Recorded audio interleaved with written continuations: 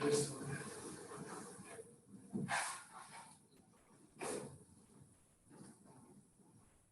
second.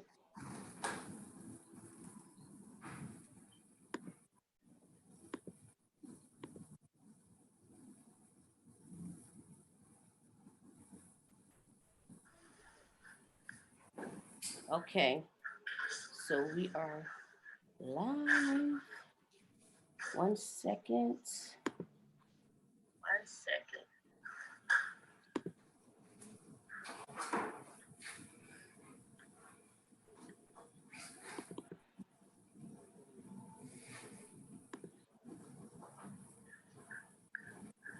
Okay, so we are live. 1 second. 1 second. Hey. I'm trying to share my screen for right now. Are we back? We're on, but I want to share my screen. So if anybody's on right now, hello. Hello. On. All right. Good afternoon. Good afternoon. I am Monique Stokes. But before I get into who I am, I want to say thank you for everything. Share my screen for right now. We're on, but I want to share my screen. So if anybody's on right now, hello. Did you hear that back on? Let's see. Good afternoon. Good afternoon. Can you see my girl to set up? But before I get into who I am, I want to say thank you for everything. My screen. 1 second, Monique. Because we're getting feedback from. Let me just get this feedback off of YouTube, okay? So everybody just give us a second. We just connecting this YouTube together.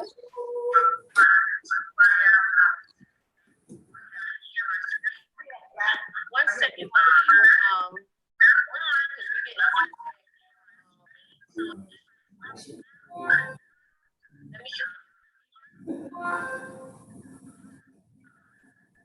so everybody just second, we just connecting this YouTube together.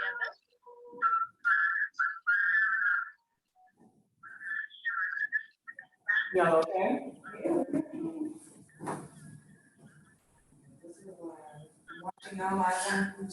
You watching? We just got a little technical issues that we're just trying to get off of YouTube. Hold on. All covered.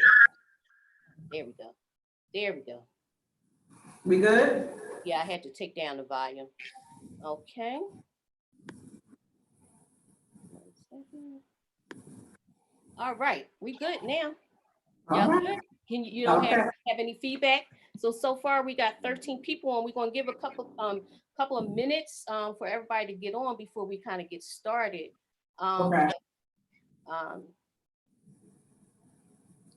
Yep, we're gonna get started in a few, but thank you guys for coming on and sharing your day with us. We are so excited to share this information with you. Monique and I, we just grateful that you took the time out to come get some great information from us, because we have a lot to share, a lot to give out, and we just two business entrepreneurs, two hairstylists, two people that just want to share and give out as much information we can. What about you, Monique? Yes, most definitely. Well, first I want to say, thank you again for joining in with us, with this crisis we have going on. I want to make sure that, I just want to say is everybody, I hope your family and I hope you are safe and well. And, we're going to do this. We're going to get over this hurdle. Yep. So I just want to give a couple of people a chance to get on before we get started so they don't miss anything. Okay. But anybody have any questions right now before we do get started? All right. Let me see something here. I'm kind of handling two things at one time. I'm looking at my YouTube, and then I'm looking at the screen. So give me a second. What? There was a question.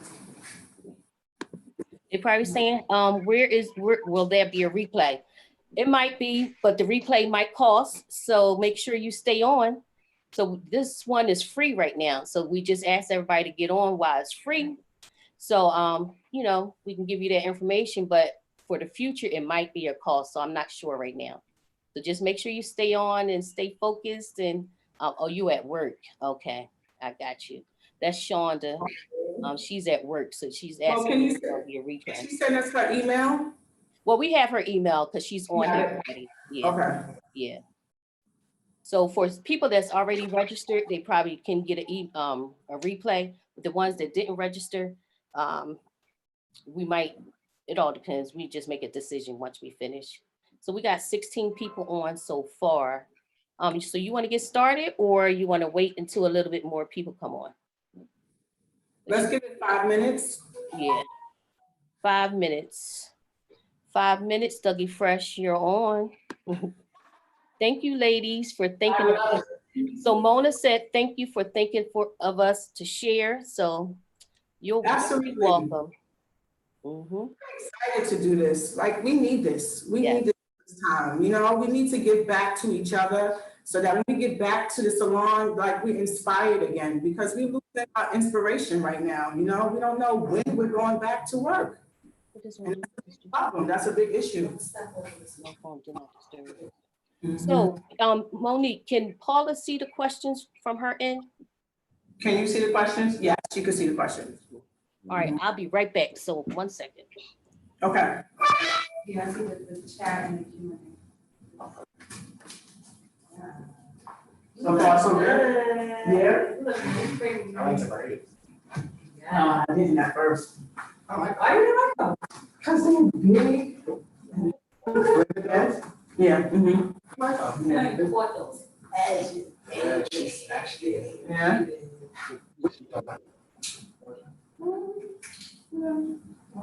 Everybody can do it. Yes. And the make and it's supposed to be talking about. That's the best thing. Mhm. They braid.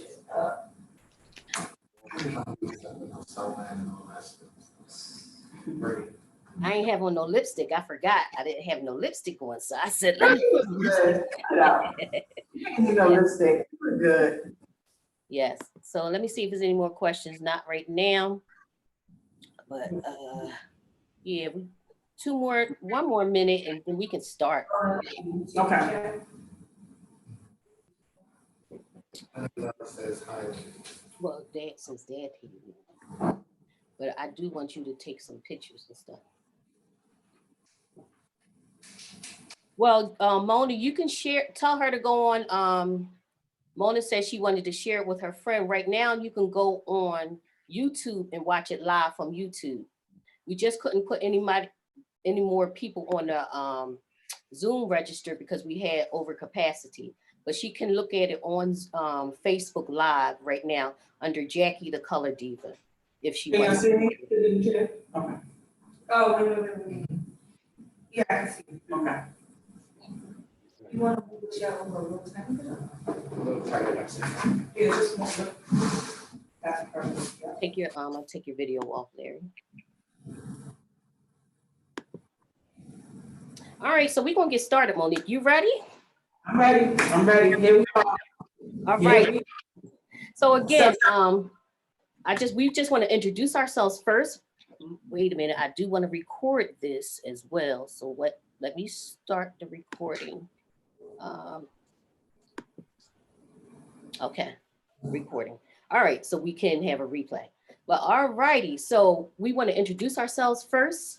I'm gonna start with myself. My name is Jackie, known as the Color Diva, and I am an American Board Certified Hair Colorist, salon owner, stylist, educator, and author. And I love to share information. I love color. And today I'm going to be sharing with you some color knowledge and some color information so that, you know, when we do get back into the salon, you'll have some new techniques and some new skills to take you to that next level. So Monique, what about yourself? Okay, I'm Monique. Once again, if you don't know who I am, I'm a hairstylist for 32 years plus. I just started my new product line. It's called Sleek. It's vegan and paraben free. Just wanted to create something that would be, healthy for the hair for our clients. If you know me, if anybody knows me, they know me for short hair. So I'm going to definitely show you some different techniques that you could take back to the salon when we get back there. Yep. It's cool. So before we get started, what's going to happen? So let me tell you what's going to happen. What's going to happen is Monique is going to be doing the haircut, and then I'm going to follow up with the color technique for that haircut. So in your on your Zoom, you have a question and answer box, and then you also have a chat box. So if you have any questions, put it in the question and answer box so that we can be able to answer them for you. But we want to make sure this is a nice interactive class. So please make sure you do ask questions. If you can't see, let us know. If you don't understand why we're doing certain things, ask us. No question is a dumb question, but an unasked question. So please ask, and it doesn't matter. That's what we're here for, to share. So it doesn't matter what it is, as far as it is pertaining to this Zoom or this webinar. Ask away about any cut or color, okay? So that's how we're going to get started, is that we have a little video that we're going to show you, just something to introduce ourselves so you can see the little things that we do. And after the video, Monique is going to get started with her haircut, okay? Yes, I So am. check out this video, 1 second.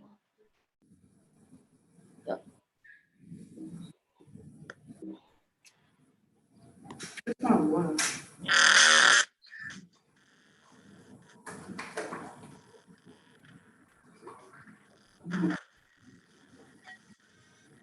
Doesn't sound good. It's supposed to be.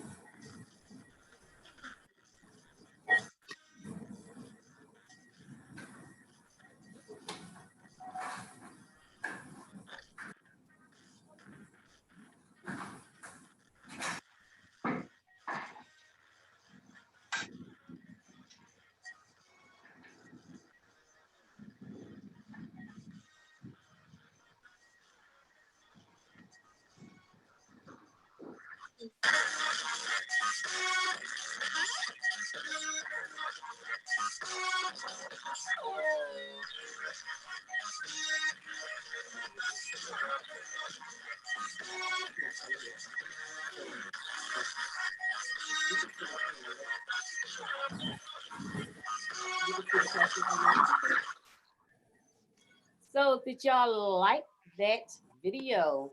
That's just a little bit of what we do. Monique is from New York. She's in New York right now, and I am in Philadelphia by way of Delaware. So it's great that the webinars can connect Yes. everybody together from different states, from far and near, and we can do this. Unfortunately, since this COVID pandemic, we can now do these type of things. We don't have to worry about traveling so far. We can come to you in your home and have it nice and personalized for you. So that's the good thing. So again, she's in New York. Monique is getting ready to start her haircut. And again, if you have any questions, put it in the question and answer chat box. Also on Facebook, if you have any questions, not Facebook, on YouTube, if you have any questions, just indicate it there. So far, we have Honey Love and Happier. They all say, "Hey, Monique." Hey, hey. Thank you for. They also said thank you for giving your expertise on this hair cutting. So let's get started, Monique. All right. So today I'm going to share with you a over-directed, disconnected bob. So this is my version of a perfect bob because I don't want it to just be straight and blunt. I want movement, I want texture, and I want a little attitude. So what you think? You think that's perfect? I think that's perfect. Y'all ready? Mm-hmm.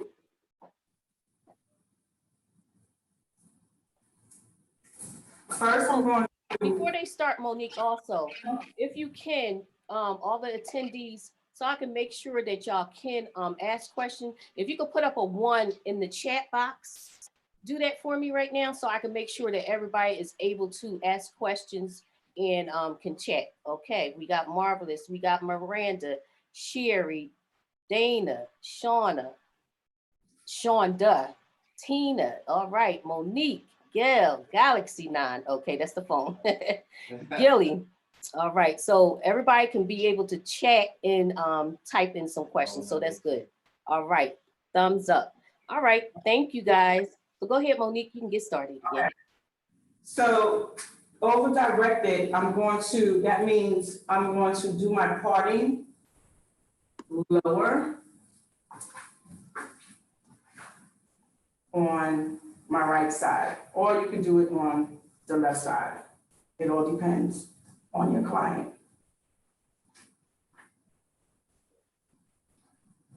So I'm gonna section the mannequin in 5 sections. I'm gonna start off with my bang area. You can do like a little V.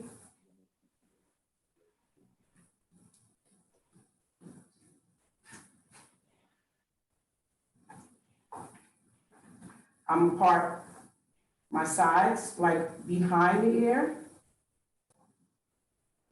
Everybody can see me? Jack, everybody can see me? Yep. Put a number 2 in if you can. Yep, they can see you. They saying yes. Okay. So Monique, while you're sectioning your mannequin, can you explain to them why you're sectioning? Is it a reason? Does it help you with your haircut? Does it give you structure? What's going on? Okay, so for me in the salon, I wouldn't section the hair because, of course, I've been cutting hair for 32 years. But for, people that are logged on, I'm not sure if you're a student or you're inexperienced, or I just felt like sectioning the hair would, be able to explain it a lot better. Okay. And just to add to that, it also helps you with, structure with your haircut. Just in case in sections, you can go from section to section. If you happen to get lost or if you have to stop, you can go back to that section and know where you stopped and where you started at too. So that helps you for control. As Margaret says, control. Yep. Because you know how we do when we get in and we're in the salon, the phone rings, your assistant asks you a question and you're doing a haircut. I try not to talk during my haircuts too, because, you want to be nice and serious and in tune with your haircut, right, Monique? Yes, you do. Mm-hmm. Yes, you do.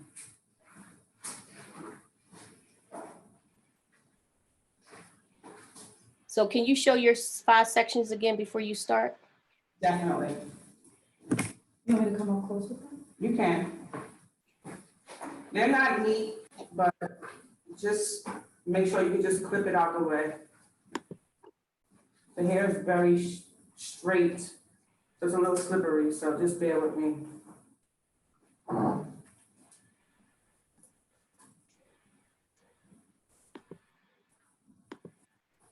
So you have your bang area, your 2 sides, and your middle, straight down the middle.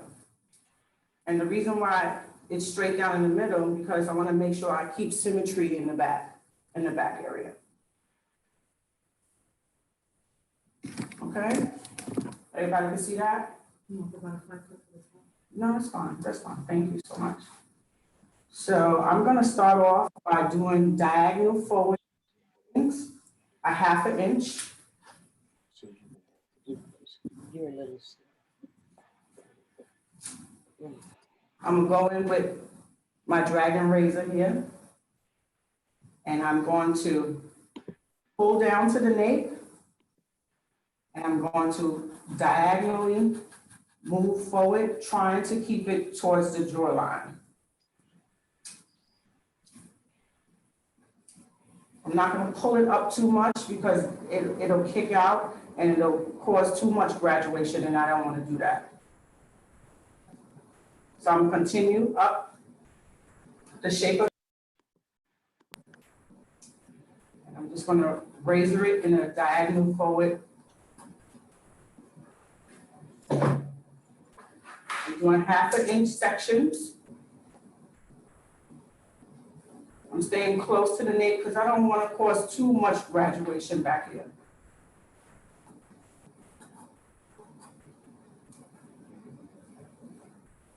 Half an inch sections. And I created an imaginary guideline, which is a traveling guideline in regards to this cut.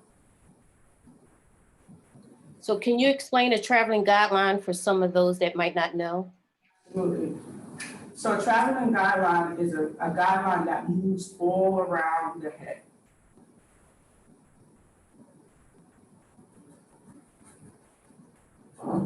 So in the chat box, can y'all tell me if y'all are students or stylists in the salon? So we know kind of what area, where we need to go as far as with information, how technical we need to be. Once again, I'm not moving up too far because I don't want to cause too much elevation in the back. I do want some, but I don't want it to be too short in this area right here. I want it to be a little bit heavier.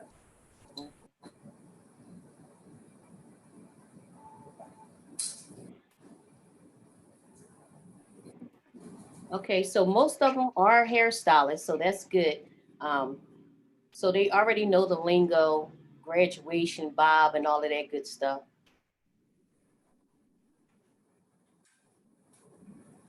So I'm staying behind the ear.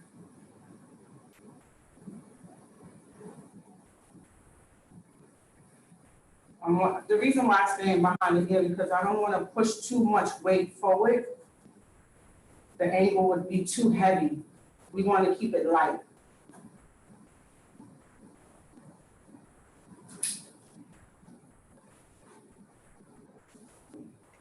I'm taking my hair all the way to my guidelines, my imaginary guideline, because I'm using a razor, so it's not like definite. I'm gonna move here to my sides. And you used a razor for what reason? Just so that I don't have hard lines of demarcation.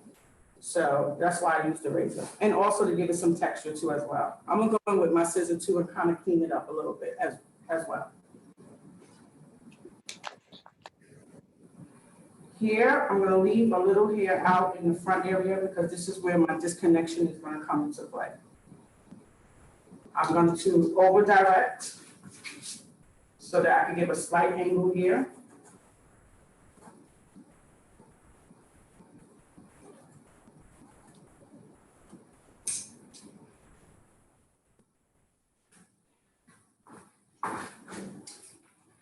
When I come here, I'm going to freehand so I can get a sharp line, a sharp outline. And I'm kind of freehand. Sometimes you have to like hold the hair close to the nape so you get all the hairs that are underneath.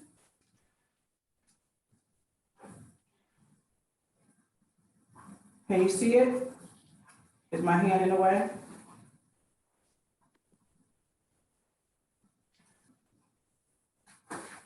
And if the scissors is not working for me, I'll go in with my trimmers because I want it to be very, very sharp and crisp.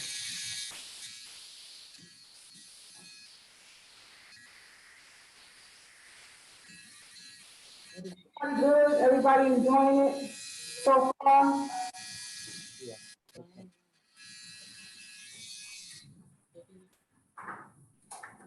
Let me just double check.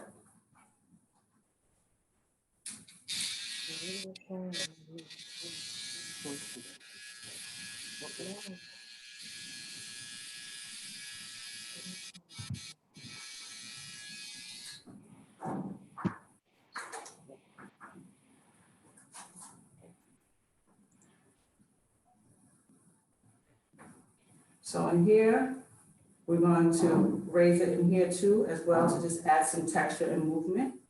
But I just want to detail and give you an outline so you can start to see the haircut come into shape.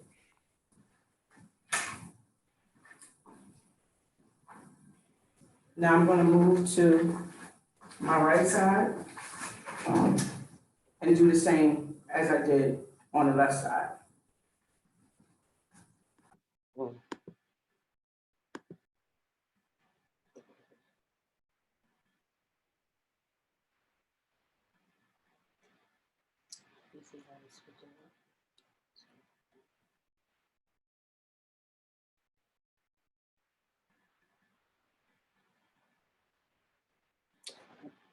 Monique, Tina said, what type of clippers are you using? Oh, wait a minute, 1 second. Okay. Go ahead. What type of clippers are you using? Babyless, cordless, clippers. Babyless, cordless. Okay. I'm ready? You ready? Mhm. I'm going diagonal forward, the same as I did on my left side.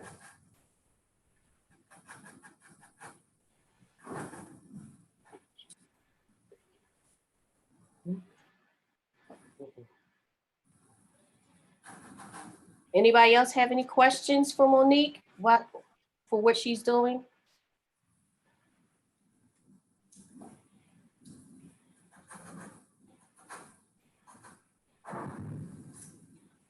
And on dry hair, when you're using a razor, make sure you use a fresh blade.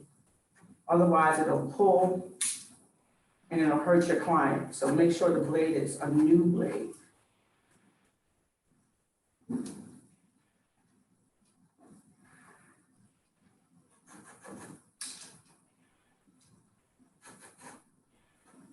I'm following the imaginary guideline that's in there, which is like about here.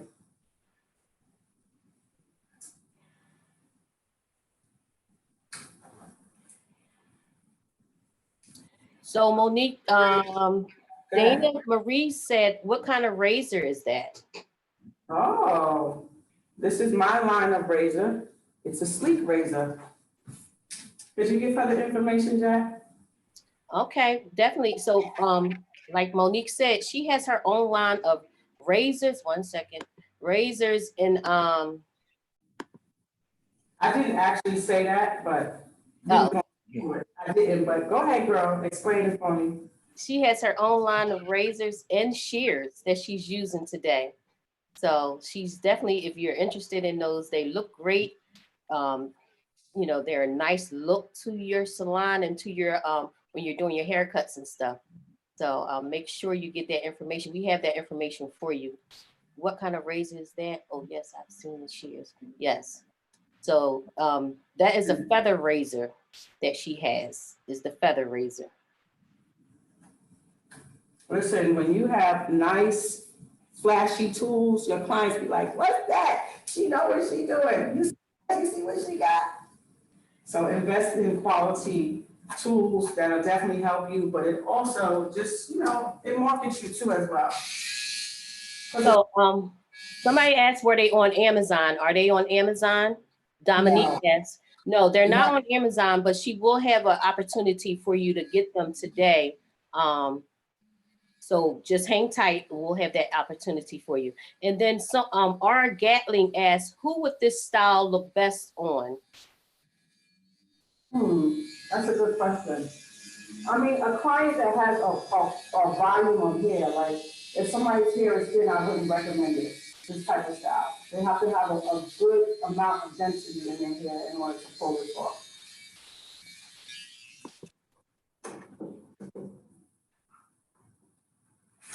So did you get that? Not thin hair, so nice full volume hair, because this is a disconnected bob. So you don't want any thin hair with that disconnect when it's long in the front, especially. So I'm going to do a horizontal parting over here because this is our full side. So that I'm able to see, I'm gonna freehand, so I wanna be able to see it. So if I had a lot of hair down in this section, I wouldn't be able to really see it. So horizontal parting. I'm sorry? Why is it horizontal? Why is it horizontal? Because we want to keep an angle here. So by me going horizontal here, I'm able to, just kind of see and freehand my angle.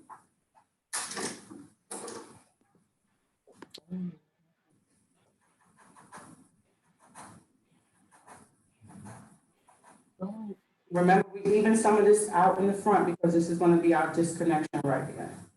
I'm going in with the razor.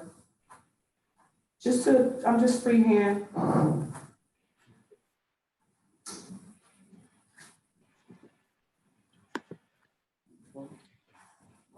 Any more questions? Any more questions? Come on, I need to work on some questions. Well, Dana says she need to get that razor.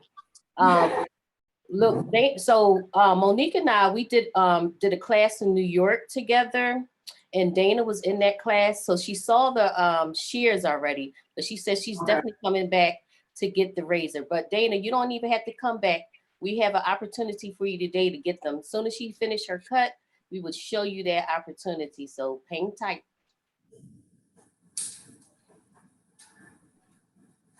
If the hair is full, you want to do like half an inch sections. You don't want to just like take a whole full section of hair and try to go in. You want to go in, whoops, sorry, technical difficulty.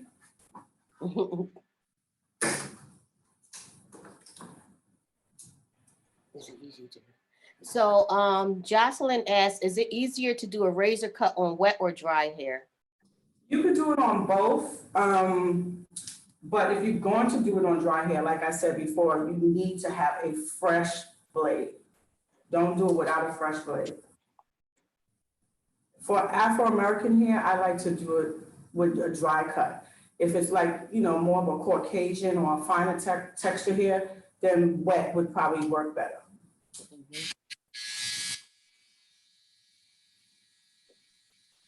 Yeah, it definitely depends on the texture of the hair. I do want to go back to when somebody asked what style, what type of person would this look best on? I wouldn't give an over-directed bob to somebody that has a long facial shape either, because what it's going to do is just make their face look extra long. So this is a style I wouldn't put on somebody that has a really long face, like a long square face. It wouldn't look good on them. It'll just make them look longer in the face. And probably somebody also that, has a full rounded face too as well, because of the fact that this gives you some type of graduation, it'll just look, enhance the fullness of the face too as well. That's looking good, Monique. Oh, thank you. So Leo asks, how often should you change your blades and your razors? Probably after each client. It all depends on how you're using it with the haircut. If you're using it, all the way through, you're probably gonna have to change it after each client.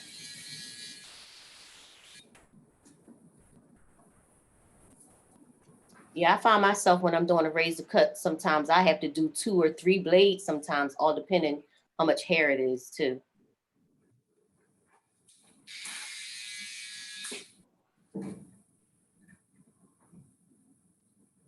So when you're detailing in the back area, you want to lean your client forward as much as possible so that you can get all the hairs on the nape area. If you want to give a sharp outline.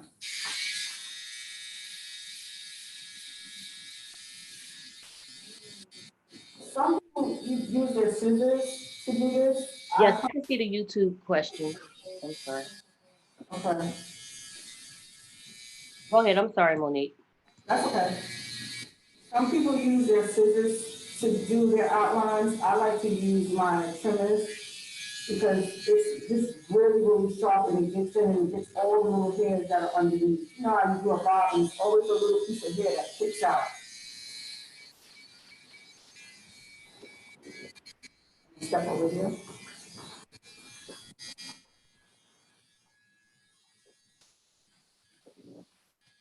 Guys, okay, y'all enjoying yourselves?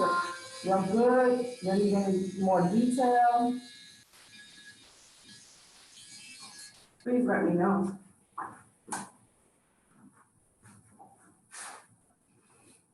So they're asking about replays at this time. So right now, it's going to be a replay. Now, is it going to be a cost to it? We're not sure right now, but there will be a replay for people that wasn't able to register. That's why I have it on YouTube as well at the same time. So she can look at it on YouTube if she can't watch it right now. I see she can't watch it right now. So we'll have it available. So it'll be available to watch again. So you always have to pay attention to detail. You see, I'm going down and I'm looking underneath and seeing anything that's popping out. But you know, when you want to have a great haircut, you want to make sure that everything is detailed. Like, definitely pay attention to detail when you're doing short hair. And I'm really, really particular when it comes to detail. Yours is showing them. I love sharp lines. I love precision.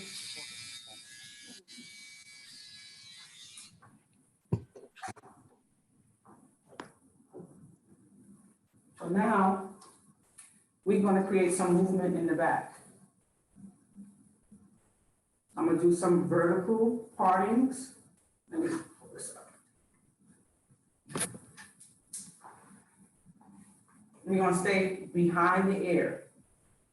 Okay? And I'm going to do some vertical partings.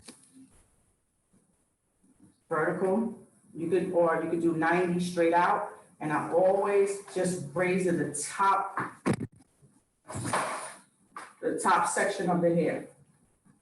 I'm pulling it out 90 degrees and I'm razoring the top section of the hair. So I'm doing shorter layers here and it's a little bit longer as you go down.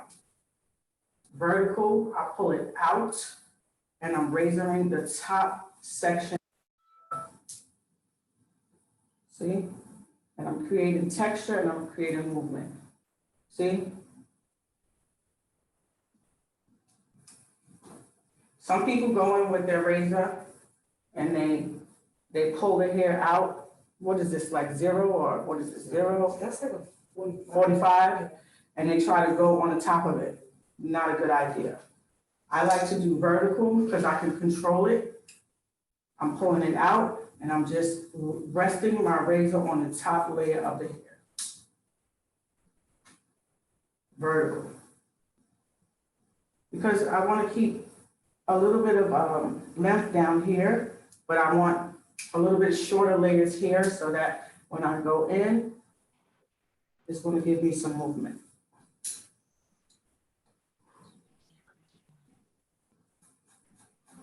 Thank you, R. Gatlin. She said, great demo so far. She's loving it.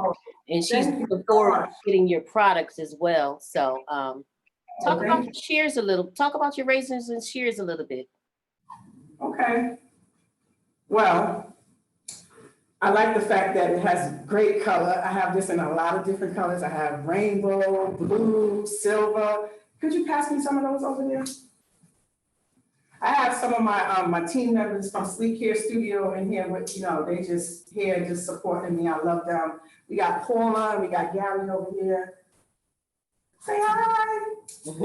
Thanks. Paula is me and Jackie's design and graphic designer. Oh my God, like we wake her up at 3 o'clock in the morning. Oh, we need this flyer done.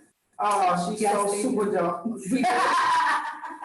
She's super dope. Yeah, Paula, let me show you some of the stuff that Paula does while she's, so right now, Monique, what you doing again before I show them what Paula does?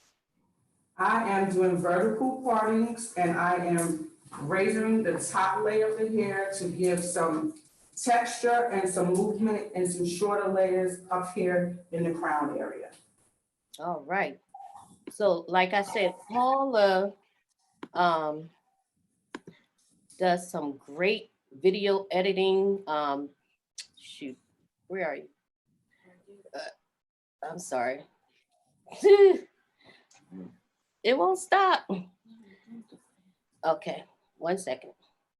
She does some great, there you go. This is some photo work that she does right here. She edits your work. Whatever you need done, fixed, far as videos, she does commercials, she does video editing, she does flyers, everything you need, she does it. So if you need something done, reach out to her and she will definitely get it done for you. Yep.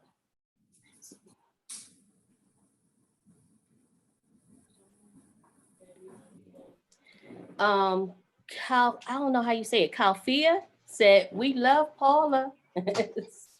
Hey. You. You gotta get Paula's information, like, she will definitely change your whole world, like, the flyers that we need to create for Instagram, like Photo shoots. all of that, All of that, yes. you know. Follow me on Instagram at blue.beauty, BLUU.beauty. Well, And wait a minute, Paula, they didn't get to see you. 1 second. Let me switch the camera over. So go hey ahead. guys, So tell them where to follow you at again. you can follow me on Instagram at blue.beauty, BLUU.beauty. And go to my website, bluebeauty.com. You can check out all my work there.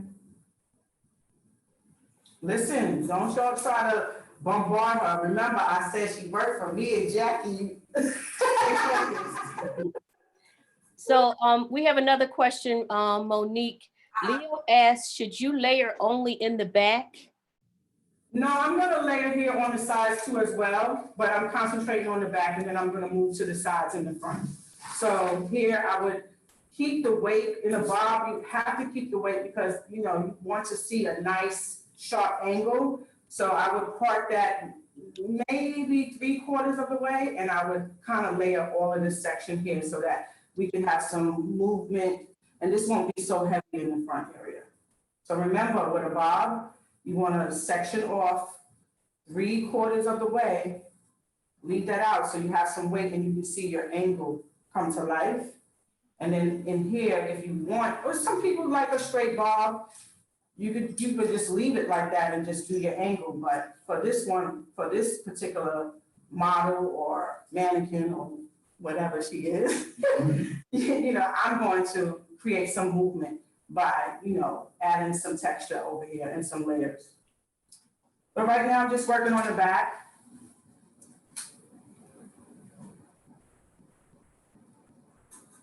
Just like I said, with the razor and I'm doing this vertical parting, please do not go in with your razor and, you know, just like go in and take a chunk of hair out. Please do not do that. You create a hole, you create, you know, you create a hole, you create a wrong move. Okay, Leo asked another question. He said, Yes. what products works best to keep the flowing without weighing it down? Well, we use a heat protecting spray called Silk. It's my product, calorie-free and vegan. And we use this because, you know, sometimes oils, if you don't know how to apply the oils to the hair, it could definitely weigh it down. You might not see it when the client leaves from out the salon on that particular day, but as they go on through the course of the week, the hair starts to, you know, just get flat and just really oily. So we use the heat protective spray, and I'm going to use it so that you can see how it keeps the shine and it keeps the movement, and the hair will not be flat. It'll just be like really bouncy. I promise you, just hold on. Another question, Gilly asks, on a mannequin head, how many inches above the base should the bob be cut? That depends on you. That depends on, you know, your consultation with your client. If she wants a long bob or she wants something, you know, really, really edgy, that depends on you, because a bob could start like at the shoulder. And that could be a long bob, and then you can just take it up. So that just depends on you and your consultation with your client. My client today, she wants to be edgy, so I took her a little shorter in the back.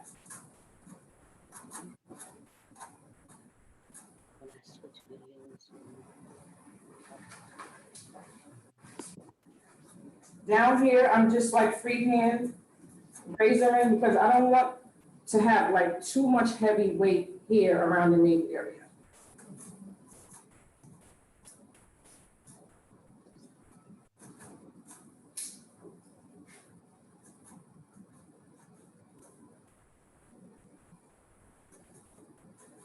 Is the cut coming to life, guys? What's happening? Talk to me, talk to me. Talk to her, guys. How's it looking so far? Let's see something in the chat. It says, yes, bomb. How about over on YouTube? How's it looking so far, YouTube? Tina loves it. What are you doing right here? By the nape area, I am thinning it out because I don't want the bob to kick up in the back. I kind of want to hug the nape of the neck. You could do this with a razor, you could do it with thinning shears. It's whatever tool makes you feel comfortable.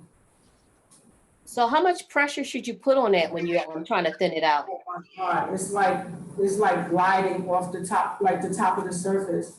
You cannot go in because you will create a hole.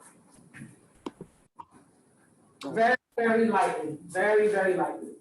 If you're heavy-handed, I would suggest that, you get a mannequin and just practice your pressure when you're using a razor, because it can get really tricky really fast. Okay, another question from Mona is, well, she says, when I try and razor cut, curling is difficult for her. It's stringy. Any suggestions? Give me a little bit more information why she feels it's difficult for her. Mona, can you give a little bit more information? She says it's stringy, but just a little bit more. Okay, she said it's stringy. Yeah. So you could go in with your scissors, you could add your texture, basically a razor is just adding texture to the hair so that the lines are not, when you cut with the scissors, sometimes the lines are very, they could leave like a line of demarcation where you could see where you actually cut it at. So basically a razor is just kind of, hiding all of the lines that you cut and kind of blending it in at the same time. So you could go back in with your scissors and just like cross-check, if it's too stringy on the ends, and do a little point cutting, get the little stringy ends off, and maybe that might help. Or she might be razoring too much. Might be. Uh-huh. But listen, definitely link up, book a one-on-one class. Let me see what you got going on. It might be something simple that we could fix. Yes, Renee, the bob is going to be cut on, well, the bob has a part on the side. It's a, what did you call it? I forgot. What was the bob called? A low part, right? Yes. Yeah.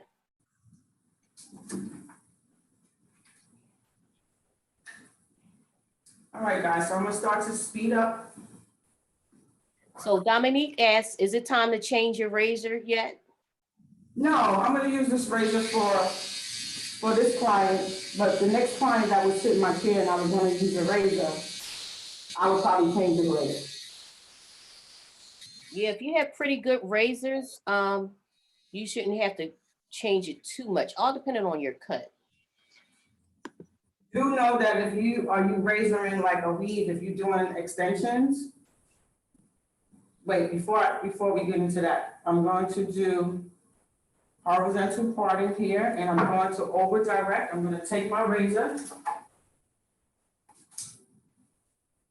Sorry, guys, I'm just trying to make sure you guys see, so if you see me fumbling a little bit, don't mind me. I'm just trying to figure out how I can make sure y'all can see what I'm doing. So I'm gonna over direct.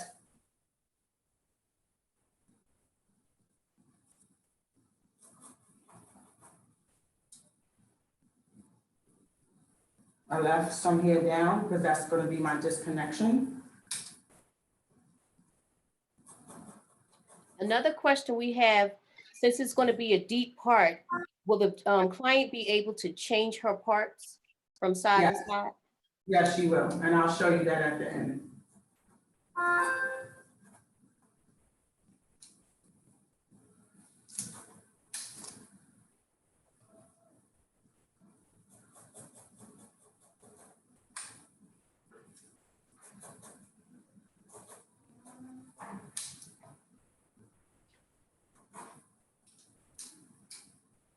Here with the disconnection piece, you're gonna have to go in and freehand how long you want it to be and where you want it to kind of blend. So just freehand,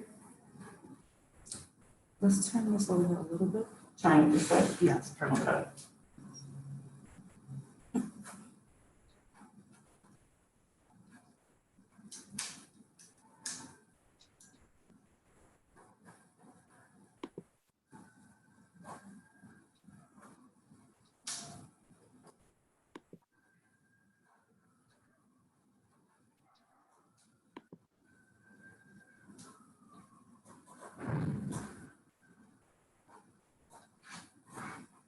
Lightly framing the face.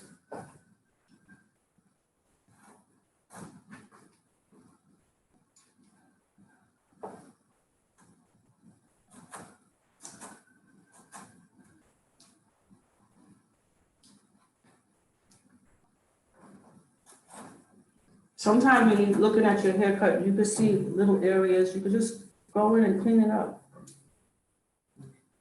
So, you know, if we were in a salon, that's what our mirrors are used for, right, Monique? To look at, Definitely. she would have changed, she would have switched the client up, moved her around so she can see what that cut is looking like. That mirror, make sure you use your mirror in the salon. It is very helpful for your haircuts.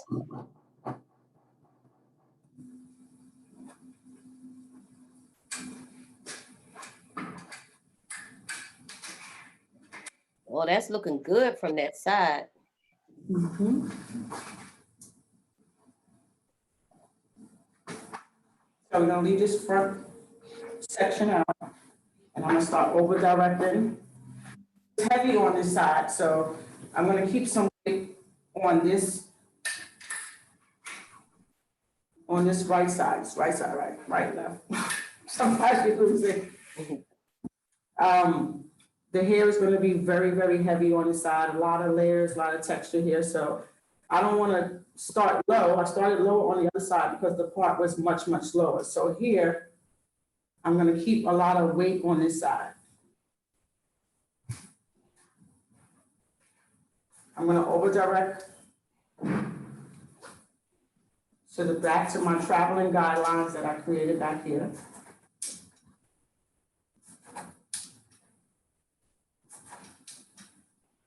Any questions, Gary? Your positioning? My positioning? Yeah. Well, I'm standing to the side now because of the fact that I want people to see what I'm doing. But probably if I was in the salon, I'd probably be like more directly in front.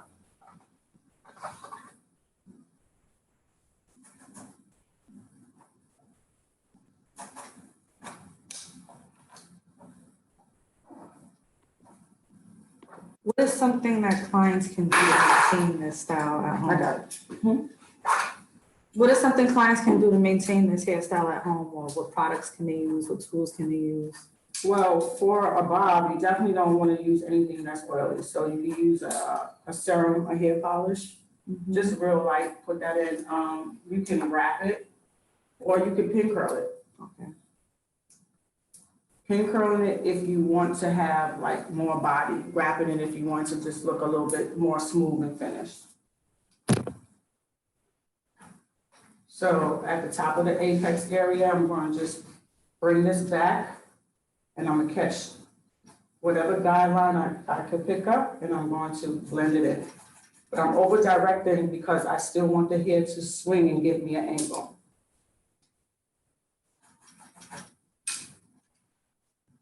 So Monique, when you do your over direction, do you part it any certain way, diagonal or horizontal, to give you that over direction? I probably part it more so, I guess, yeah, more so like either vertical or diagonal.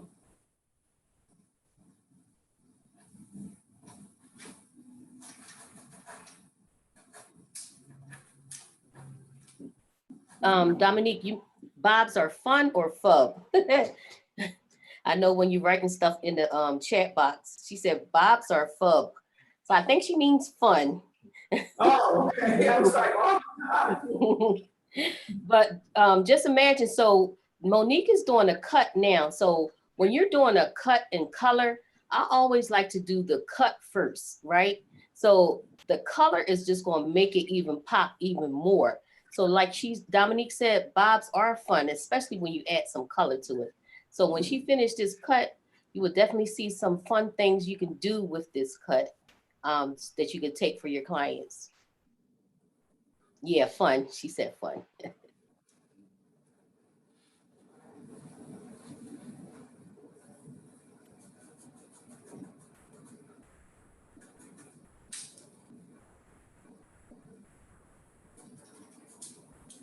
I'm twisting it here too. I just noticed that I'm twisting it here too, so I can make sure I stay on that top layer.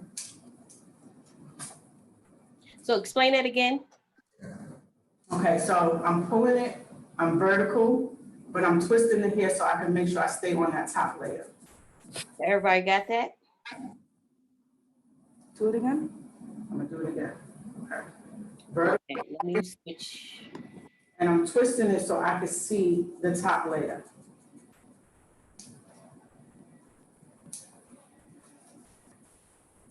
The tool that you're using right now, is it a straight razor or a feather razor? It's a feather razor. You can see it? Let me switch. Yeah.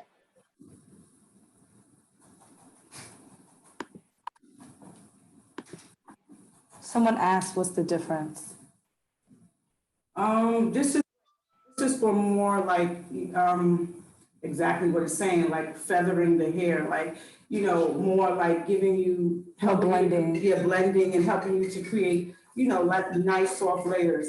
The straight razor is more so for like shaving and cleaning and giving you, you know, more of a sharp effect. And sometimes when you use that straight razor, you got to know what you're doing, because if you go in too hard, you chopping off a lot of that hair. So that's why the feather razors, you know, has those little teeth in there so that you don't chop off too much as well. So you got to know what you're doing if you're working with a straight razor. Definitely. You don't want to be too heavy on your hands going into the hair.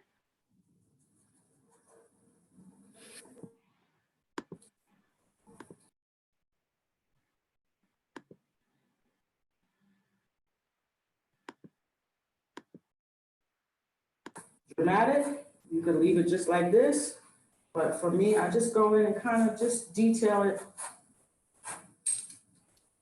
So somebody said that they were scared of razors, of the straight razors. She's scared of the straight razors. Any suggestions on how to get rid of that problem? I mean, well, if you're afraid, you can still get the same effect by using your scissors. You could just slither the top areas like a razor. You can use your scissors too to do the same effect. Mhm. Make sure your scissors is very sharp. Just gliding it right off the top. You do the same thing. It's just whatever tool makes you feel comfortable. You could even do it with your clippers.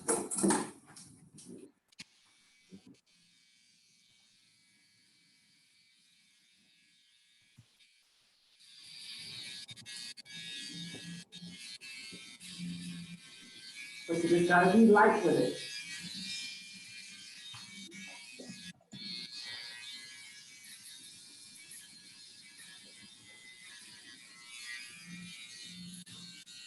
You know, when you have, 10, 12 people waiting on you, try to find different tricks to just work smart, not hard.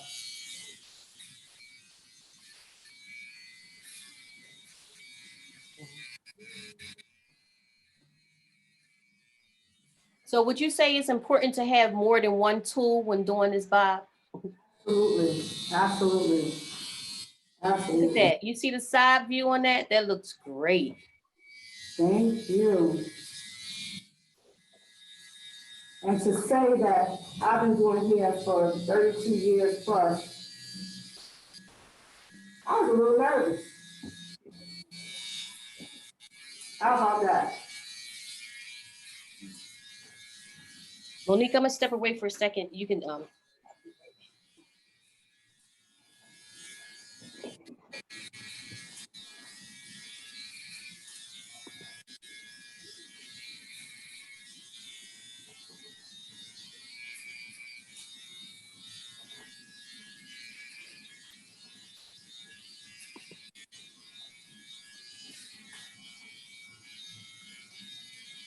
Is Latoya Stuckey watching? Is Latoya Stuckey online? Uh-oh, is she? Where you at, Toya? You know you're supposed to do.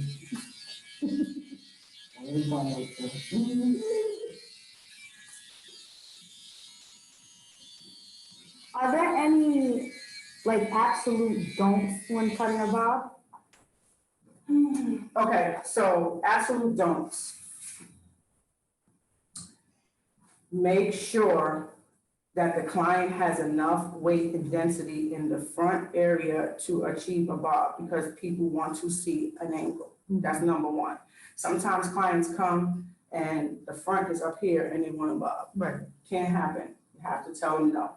Right. Do not try to attempt it. If they're very, very thin in the back area, in the nape area, you know, you might not want to do it because you're going to show emphasis on the neckline. Mhm. What else I could say?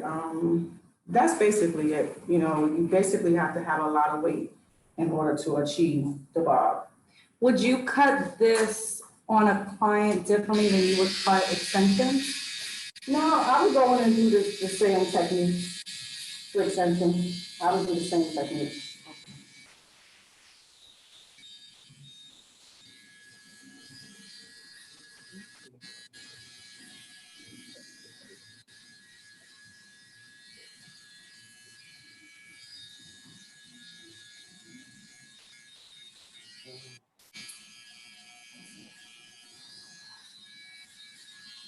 You can come, I don't want to.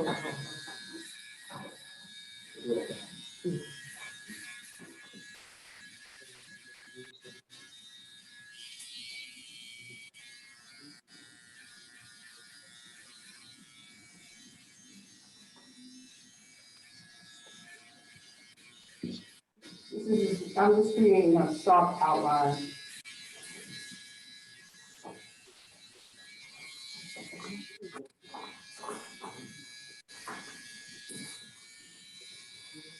Sometimes it's little hairs, so you might have to take your comb and just put it on the nape to make sure you get the little hairs that want to peek through.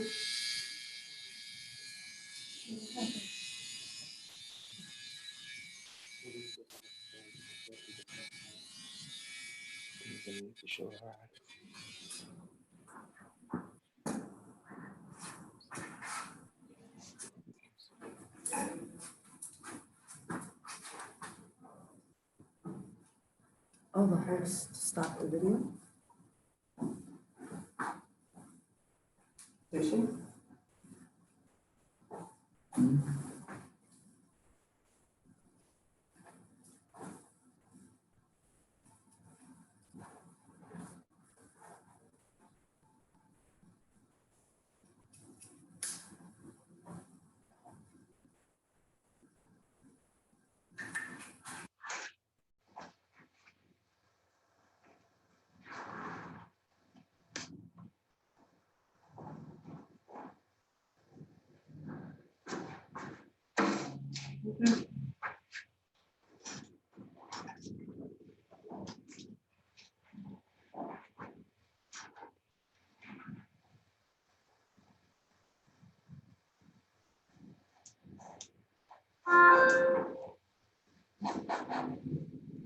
Can't see.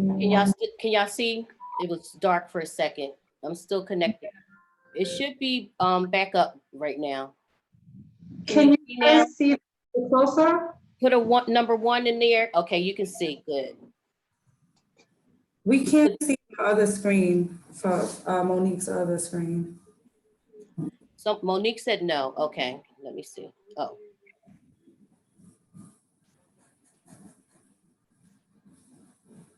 On YouTube, can you see the screen now? On YouTube, can you see the screen? We can't see the screen. No? You can't see it? No. Man, this cut coming out good though. No, thank you. Y'all know what y'all missing right now. I'm having fun. Okay, if they can't see Monique's screen, can they see you now? Neither can I. Because the other, your other device is off. Monique, can you hear me? Okay, I see what's happening. Can you hear me, Monique? I can hear you. Okay, wait a minute.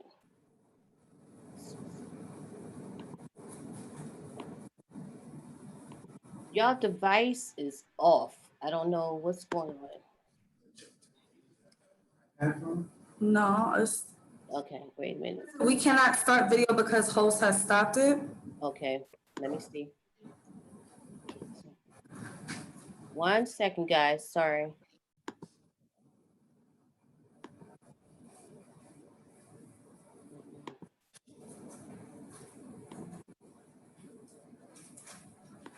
Okay. All right, There I'm we go. back on, There we go. but we're not back on the other device. Okay, let me see. Start my video. There we go. Okay. Okay. Sorry about that, guys. Listen, things happen. We gotta be patient in these times. Things don't happen overnight like we want to, unfortunately. This is the lesson. It's a whole new way of living. I'm just going in fine tuning, but this is my cut. I'm gonna go in and I'm gonna curl it. And Jackie, you could get started. Let's do a whole. Whole turnaround, okay?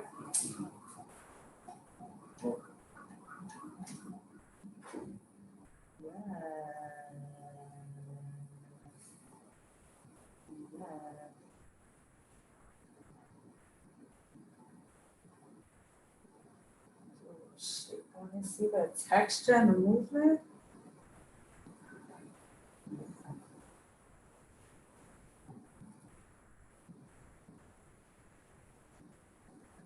Everything blends. Beautiful. Now you could leave it like that if you want. Yeah, you really could. You could leave it like Some this. hairspray Leave it and like that's it. that, put some hairspray, Some silver wax on or the something, hand, yeah. Yes, and you can just be funked out. that is very true. But I want to when I curl, I want to give it a little bit more volume so that the disconnected pieces can show. Yeah. Mhm. Very beautiful. So that's where I'm at. Jackie? I think she was starting her color. I think she can hear you. Jackie, you can hear me? She's muted right now. People still see? People still see? Okay, I'm pushing too many buttons here. Can y'all hear me now? Yes, we can. Okay, so we have your shared deal up. Which one am I doing? This one first. So can you talk about your shears again, please? Okay, so I have a shear and a razor combination. Very nice look, very professional. They're made of stainless steel. They're a little flashy, but you know, who doesn't like good presentation? We have them in gold, we have them in silver, we have blades, razors in all different colors. They're definitely listed on Etsy. And we have the scissors in different colors too as well. This is Gary, my other team member. I love these guys, like they just keep me, I love y'all. Yes. I love y'all. So it's a combination, it's a razor and a shear and a pack of blades for $99 and the shipping is free. And this is special for this particular class. All right, so if y'all interested in those shears, here's the website that you can go on, Etsy//sleekhairstudio.com. So what y'all think so far? Did I nail it? What you think? Yeah, I think so. I love it. Great. She's giving me Janet vibes from the Yeah. Scream video. Oh, yeah. Y'all remember that? Yeah. But look, it went right by. Yes, it did. And the thing about it is that it is about the cut. But that It is definitely about the cut. no matter, as long as the cut is good, the hair is always right in its place. See, I love my team members. They got me. Yeah, I love it. Do I have one? You ready? You ready? What's the question? For some color We have knowledge. another question for you. One Okay. second. Do we have 5.5-inch shears? Do you have 5.5-inch shears? What's your No, I size have- of your shears? I have 6 and 6.5. Okay. Okay. Cool. So she has 6 and 6.5. So if you're interested in those shears, you can go on her site and she will send those shears out to you. That's- Again, it's her own line. And Monique, you can go ahead so I can get set up. Yes. All right, y'all. Thank you so much for allowing me to share some techniques with you guys. I hope you enjoyed it. If you have any questions, please email us and we can set up a one-on-one. Actually, I'm having a class May 18th. It's going to be more personal where I can just sit down and focus on theory, blending, razoring, barbering, and everything that you may have questions about short hair or even just being afraid of just even doing a short haircut. So May 18th.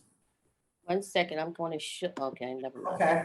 I'm gonna speak up the hair a little bit, so I'm gonna get So on. before you go, Monique, before you go, I'm back. our participants, do you have any more questions for her about her haircut before she goes? Any questions? Any concerns that you have while you're doing your bob that you come in contact with? Any problems? Anybody? So it looked like they don't have any questions about your cut. It looked like you thoroughly explained it. So that's Okay, why they don't have any questions. All So right. we can get set up over here to start the next portion of this video. So Larry, let's see. Ask to share. Can you share? Did we say what is that? Okay, it's on you. Take it off.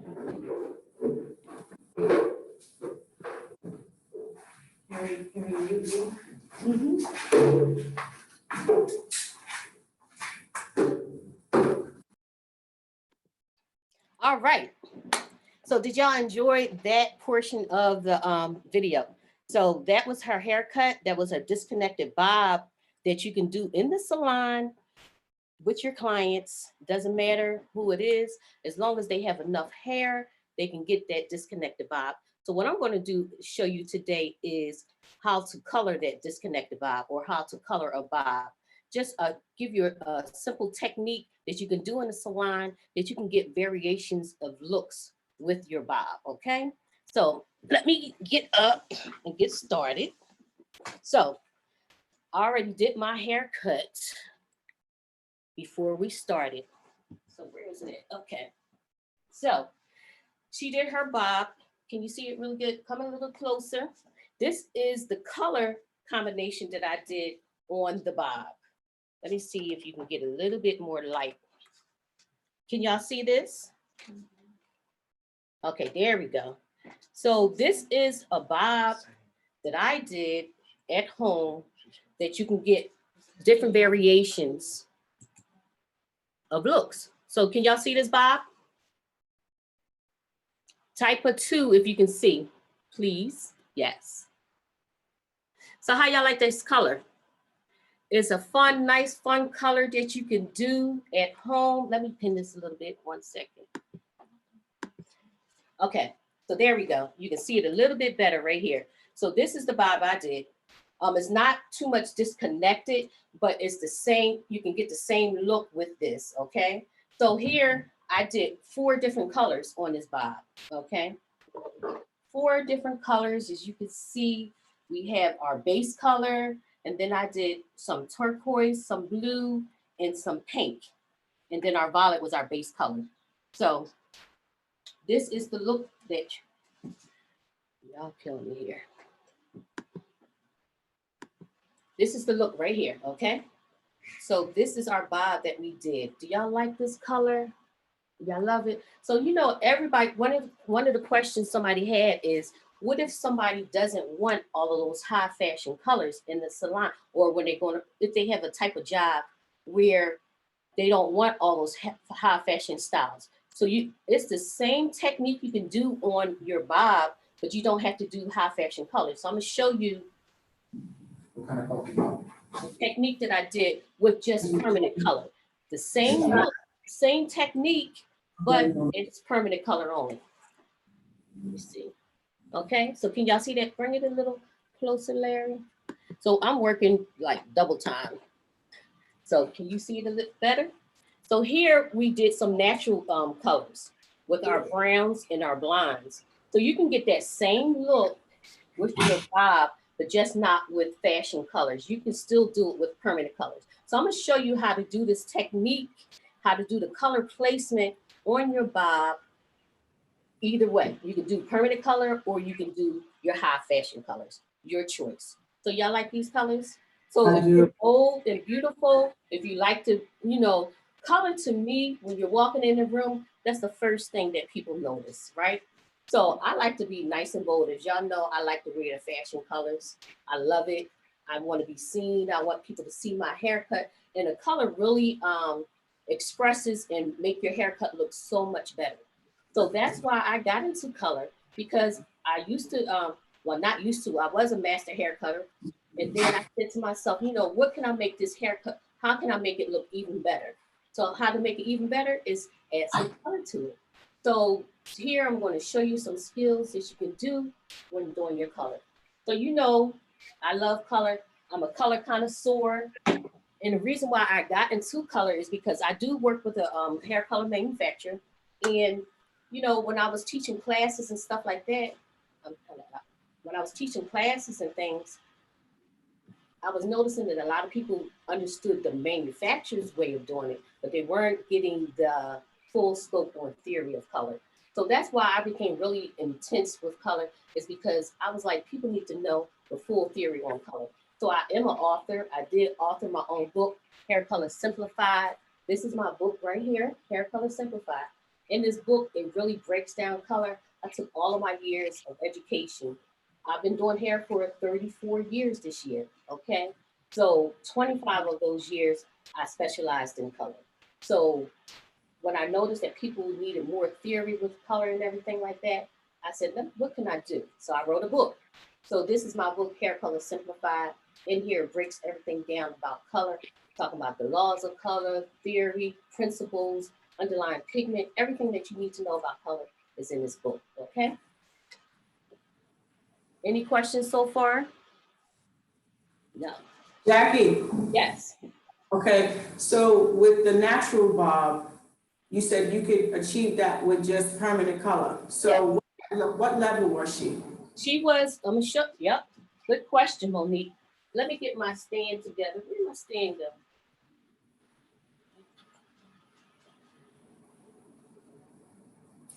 Can you bring that other mannequin? Come on in the kitchen. So this is what she started out with. She was a level, I'm gonna say a level 5. This was a level 5 she started out with. I did her with permanent color with level 5. But on her, because she was a level 5 and I wanted to get her light, I used a high lift color on this. Okay, not just a regular color, because when you're working with regular color, manufacturer's directions show that you only can lift up to 4 levels of lift. Okay, I wanted to make sure I can give her the maximum lift possible, especially since the mannequin. So I used high lift colors on her, and I kept it in the same color family. So she has actually 3 colors on her hair. Can you see? Can y'all see really good? 3 colors. She has her base color, which I kept it dark, and then she has her dark brown, and then a light brown, and then she has some pieces of red in here, a deep red. So this is a nice look for those corporate clients that you have that don't want to get those fashion shades, but she do want to have something different, but she still wants to have color. She wants to have some dimension in her color. This is a perfect look that you can give your client when they want dimension in that color. You see all the different colors in the hair when it moves? Can you see that? Can y'all see? Yes. Where can we get the book? Of course, where can you get the book? On my site, Jackie the Color Diva, but don't go too fast because of course I'm going to have something special for you at the end of this class that you can get the book with other products that I have, okay? So definitely on JackieTheColorDiva.com. I have my book. It's also is available on Amazon too. So this is our natural look.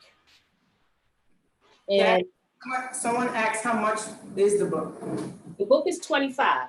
The book is 25, but again, hold tight because I got a nice special for you at the end. Okay.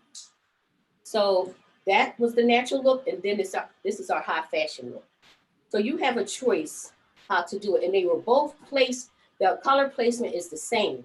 The color placement is the same on here, but on this one I use more colors. I use 4 to 5 colors on this one. So you can still, it's the same look, but just a different color, or different placement. So what I'm going to do, any questions so far before I start? No questions yet. Okay. So again, Somebody has a question. mhm. They said, I have the book from taking, wait, oh, they have the book from taking a one-on-one with you. Oh, okay, cool. So let them know how you enjoyed the book. Who is that took the oh, Marva. Marva did do a one-on-one with me. I do one-on-one classes as well as group classes. And Marva reached out to me to do a one-on-one class. And we took all day, 8 hours or more, just talking about color. She wanted to break down some of the issues that she was having. We were able to break that down. So when she went into the salon, she was booming with her color. And I can see on her Instagram, her color is booming all day long, every day. So if you need help, I do one-on-one group sessions, all of that good stuff. Okay. So But I took a group session at my salon and it was amazing. It was an eye opener. So I definitely recommend my girl, Jackie. You are the best. thank you. Thank you. It was a great investment. Good, thank you. With me, I try to, my thing is like the book is called Hair Color Simplified. I like to take difficult things and make it as simple as possible. That's one of my, what you call it, not gifts, but that's what I love to do. That's my passion is teaching and really making it really simple and easy to understand. Because things look difficult, but I can break it down and make it really simple so that you can get the best results possible and do it faster or whatever you need to do. Okay. So You have another question. They said, does we do group sessions online? say that one more time. Do you do group sessions online?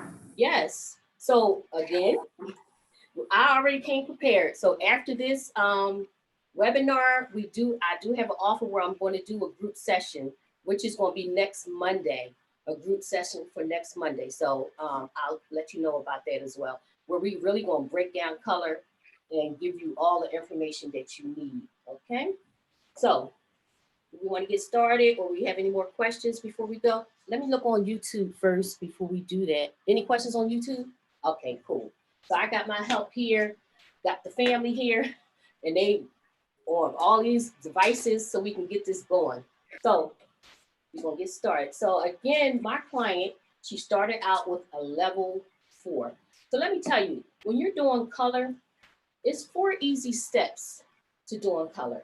And if you know those 4 easy steps, you should not have any problems in doing color and being successful with it. Because I want you to leave here more confident in your coloring services. So when you're doing color, you need to know these 4 easy steps. 1, you need to know where you're starting at, okay? When I say where you're starting at, what level are you starting with? So if you don't know how to determine what level you're starting with, whatever color company that you're using, they have the color book on there. It tells you the natural levels, and then it tells you the levels with color. So when you're starting, you need to know where you're starting at. So you can take that book, place it against their client's head, and that can determine what level she is, okay? So now we know she's at a level 5, okay? Next thing you need to know is, where does she want to go? What level does she want to go to?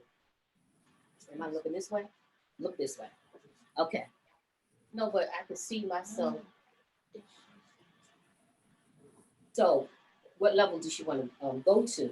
So if she's at a level 5 and she wants to go lighter, she's going to say, I want to be when you show her the book, she's going to pick a 8G. So you know she want to be a level 8, and then you need to know what tone she is. She's going to be a G, which is a gold tone. So you already know what level she started with, where she want to go, and what tone she wants to be. Next thing you need to do is formulate, okay? So that's your 4 easy steps in doing a color application. So with her, I'm going to show you how I did the color placement on my mannequin, okay? So what we have to do first, because she's a level 5 and we're doing fashion colors. When you're doing fashion colors, you need to do a double process. So you need to lighten the hair first and then deposit the color. Because if they're too dark, coming from between a 1 and a 7, you're going to have to lighten the hair if you really want to see the color on your client. If they're too dark, you can't do that.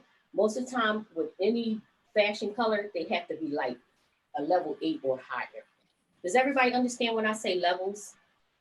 If you can give me a thumbs up or a 2 to let me know that you do understand levels, or if you need me to explain it a little bit more. They said yes, they need you to explain. Need me to explain it a little bit more. Okay, so what I'm going to do, I'm going to show you on here, share screen. Because of course I did a little, what you call it? Slideshow so you can see. So, okay. So here are the natural levels. Can you see those? Can y'all see the natural levels on the screen? Yes, I can see it. Okay, can everybody see it? Okay, cool. So here you have your natural levels. Usually natural levels go from 1 to 10. That's what most of your US manufacturers go from levels 1 to 10. If you're in Europe, they go up to a 12, okay? So when you're working with your natural levels and you're trying to determine what level your client is, here you can use this to put against your client's head to determine what level they're at. So if they're dark, usually when working with African-American hair, we're usually like a level 2 or 3, sometimes 4 if it's like a lighter brown. We're usually not a level 1, because level 1s is more for Asians and you know, more Asian clientele or Jewish clientele. So they're usually like a level 1, that black hair. So 1, the lower you are on the levels, the darker you are. So 1 is the darkest, 10 is the lightest. If you're working with European companies, then they have like an ultra light blonde. So your client is going to be between those ranges, between a 1 and a 10. So you have to know before you even start what level what level you're working with. So we already know she's a level 5, so she's a light brown, right? Everybody got that? 2, if you got it. Yes, no, maybe so. No, they didn't answer yet. Nobody answered yet. Did everybody understand that so far? Somebody said, yeah, they said yes. Okay, cool. So that's how you determine what level you are. And now everybody is not always natural. Sometimes people might come into the salon that has color in their hair. So if they have color in their hair, then you would use your color book again, looking at the different colors the variety of colors that's in your color book, and try to match it up with one of those colors that's in the color book. And again, that will show you again what level you're starting with. So everybody's not going to come into you with virgin hair. Some going to come with already tinted hair. So you can still determine what level you're starting with, okay? Which way I'm looking, this way or there? Okay, cool. So now we're going to get, so everybody know this is a level 5. We took up, so what we want to do, when you're working with fashion colors, you need to pre-lighten the hair first so that the colors really show. All depends on how light you pre-lighten the hair will determine how much that color is going to show, okay? So she's a level 5. What I did with this model, this is how she started. This is what she looked like before. This level 9 right here, can y'all see that on the screen? I pre-lightened her from that level 5 hair. I pre-lightened her to a level 9. Can everybody see that? Yes. Okay, cool. So once I got her to a level 9, then I was able to do my fashion shades on that level 9. So all depending on how high you go, determines how light the hair is going to be. and also determines what your end result is. I knew I wanted to use cool colors. When I say cool colors, no warmth to it, no reds, no yellows. I knew I wanted to use cool colors. So what I did, I took it up to a level 9 to make sure I was in that yellow family because I wanted to use cool colors. If I left her at a level 8 or a 7, it wouldn't have been as bright because I needed to get light enough so I can use those cool colors. Because if you stayed in like a level 7 or an 8, it's going to have too much warmth in the hair and it's going to add to the color that you put in. So you might not get that true result that you want. Everybody got that? Greg has a question. Uh-huh. They said, what did you use to get to level 9? I use lightener. Lightener. On her, I did lightener with 20 volume. I did 20 volume. Okay. I'm looking this way. Okay. So I'm looking this way. We going both and forth, back and forth. So with her, I did 20 volume with my lightener. Okay. So I looked at, go ahead. Can you use permanent color to get a high lift so that you could do your fantasy colors? It all depends on where you're starting at. If you're starting too low of a level, like a level 2 or 3, the permanent color is not going to get you as high as you want because the permanent color is only going to lift you up to 4 to 5 levels of lift. So if you're at a level 2, it's going to get you at a level 7. And this is what level 7 looks like. Level 7, you see how dark that is? So it's going to give you color, but it's not going to be as bright. So you want to make sure, so a permanent color, all depending on where you're starting. Now, if you were starting at level 6 and you went up 4 levels of lift, that's going to be a level 10. So then you can do that with permanent color to get her as light as she can with permanent. So it all depends again where she's starting. Question, Jackie. Uh-huh. They said, do you use Olaplex with your color services? Now, see, I'm old school. Most of the time I don't. Now, I understand what Olaplex is for, is a bond builder because you're building those bonds back that we broken when we're doing the lightning service. Now, I love it that they came out with it. It helps the hair, it keeps the hair nice and silky and soft, and it helps it so for not over processing. But for me, I'm so used to not using it that sometimes most of the time I don't. But I do have some in the salon. So if a client came in that had really bad hair, or not bad hair, but ratty hair, or, you know, they had some integrity issues, then I would definitely put that bond builder in there if I decided to give her some color, all depending. Because most of the time when I'm doing color, I'm kind of building their hair up first to break it back down, okay? So even if somebody come in my salon with hair that needs some treatment, I'm going to treat it first. And then I'm going to do my lightener or whatever. So I'm kind of building it up to bring it back down to build it up again. Y'all got that? Make sense? Yeah. So that increases your ticket as well. You know, making sure you're giving them a protein treatment and strengthening treatment, all of that good stuff. Because these are the type of clients I love, because this client has to come back more often than that client that gets that permanent color. Because one, when you're doing these fantasy colors, when you're doing this, the colors fade after a while. So they got to get it retouched again. So that's making sure that the client comes back to get it retouched. Then after a while, they don't want this color anymore. They want to get a whole new color again. So now the next time you have to do it, most likely you're doing a corrective color. So this is a client that constantly keeps coming in, getting services done. And I love it because this is a high ticket client. Especially too, you're using more color when you're doing high fashion styles.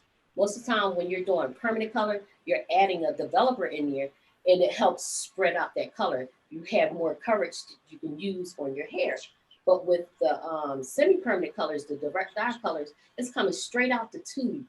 So most of the time, if you have a client that has long hair, you're kind of using more tubes on that hair. So it kind of costs a little bit more. A lot of times people think because you're doing semi-permanent color, it should be cheaper. No, not really, because you're using more product than if you would have used it on permanent hair. That makes sense, y'all? Yes, no, maybe so. So You have a couple more, you have a couple of more questions. They want, okay. what product line did you use to achieve this look? So we're home. So I kind of had to dig in my garage to find a couple of things that I could use. So it's a couple of things in here, but the lightener I used was from Chi, even though they're not paying me to say this, but I work for them. So the lightener that I used to get this lift was the Chi lightener. They have a nice blue base lightener that I'm going to show you today. When I apply the lightener to the client's hair, to the mannequin hair, I'll show you. But I have the Chi lightener on here, and then as far as the colors,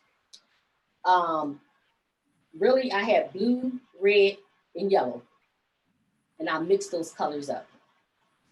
So anybody know why I use blue, red, and yellow? Can they tell me what blue, red, and yellow represents? Anybody? So blue, red, and yellow are permanent color, primary colors. So long as you have primary colors in your salon, you can achieve any color that you want because those colors make up all the colors in the world. So I had blue, red, and yellow, and I mixed them together as long as you have white too. Blue, red, and yellow and white, you can mix any color you want. So I kind of had a mixture of some colors. I took them together and created the colors that I needed. Because especially when you're in the salon, you don't have every color on the spectrum. So long as you have blue, red, and yellow, you can create any color that you want, okay? So keep that in mind. As long as you have blue, red, and yellow, you can create anything you want. So we're gonna get started on showing you how to mix the lightener and what lightener that I use, okay? 1 second, let me set it. What's your question? They said, can you see hair levels are still up? Can we see hair levels are still up? Okay, can you see? Okay, I'm getting ready to take it off now. So I'm gonna just show you how I applied my lightener to my mannequin first. So I'm gonna show you how to mix up some lightener, okay? So we're gonna come over here, Larry, Jaden. Oh, here we go. So can y'all see? So do everybody use a scale in the salon? Do everybody use a scale? So They said no, and sometimes. sometimes and no. So using a scale, you will save so much money because you want to make sure you measure all of your products that you're using, okay? When you measure them, you don't waste product. So I use a scale when I'm doing hair color. So this is a scale and this is how it works, right? So you have your scale. Your scale can do either grams, milliliters. I don't think they could see it. You can't see it? Can you see it now? Switch the camera. Can you see it now? No. Yes, You got it now? yes. Wait, you just switched it. Okay. Can you see it now? Yes. Okay, cool. So when you're working with a scale, you can switch, you have a scale that has either ounces, pounds, grams, milliliters. I like to work in grams because grams is going to give you the best exact measurement instead of ounces, you know? So you have your grams. I got it on grams. And when you're working with your scale, when you turn it on, you're going to zero it out. You're going to carry it to 0, right? Then you're gonna put your bowl on there.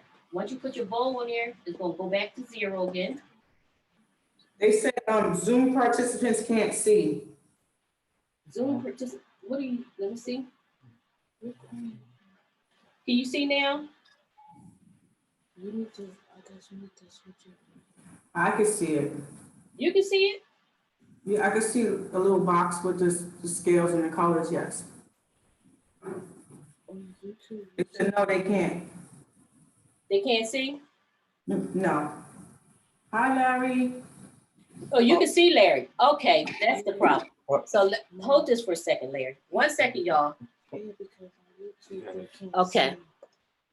I'm going to take this, stop this video. So what do y'all see now? Yeah, I see it. Okay. We had to stop that video. There we go. Can y'all see everything now? You see it? Hit. No. No. It's on here. I don't. Can you see it, Monique? I can see it from Larry's. I can see it moving. Larry, you have a camera? Yeah. So that's what should be on. That's not on? That's on. I can see it. Okay. So yeah, everybody's saying, yeah, we No. can see Larry camera. Yeah, that's what I want y'all to see is Larry camera because he's working off of his phone.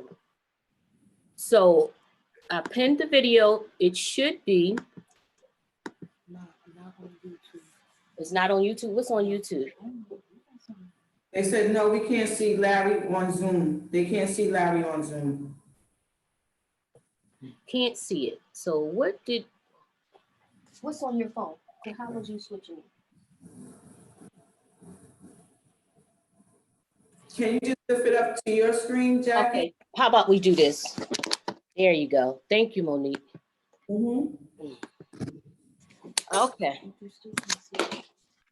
So, what are we doing?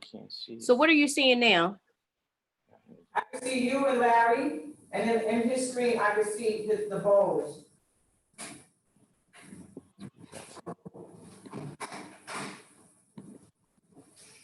So right now it's on you. So can you see me now? I can see you now, yes. And on YouTube, can y'all see me? Okay.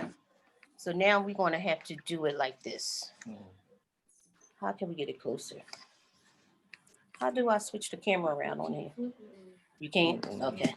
So can y'all see? Yes, yes. Okay, there we go. Hold this, Larry. Yes.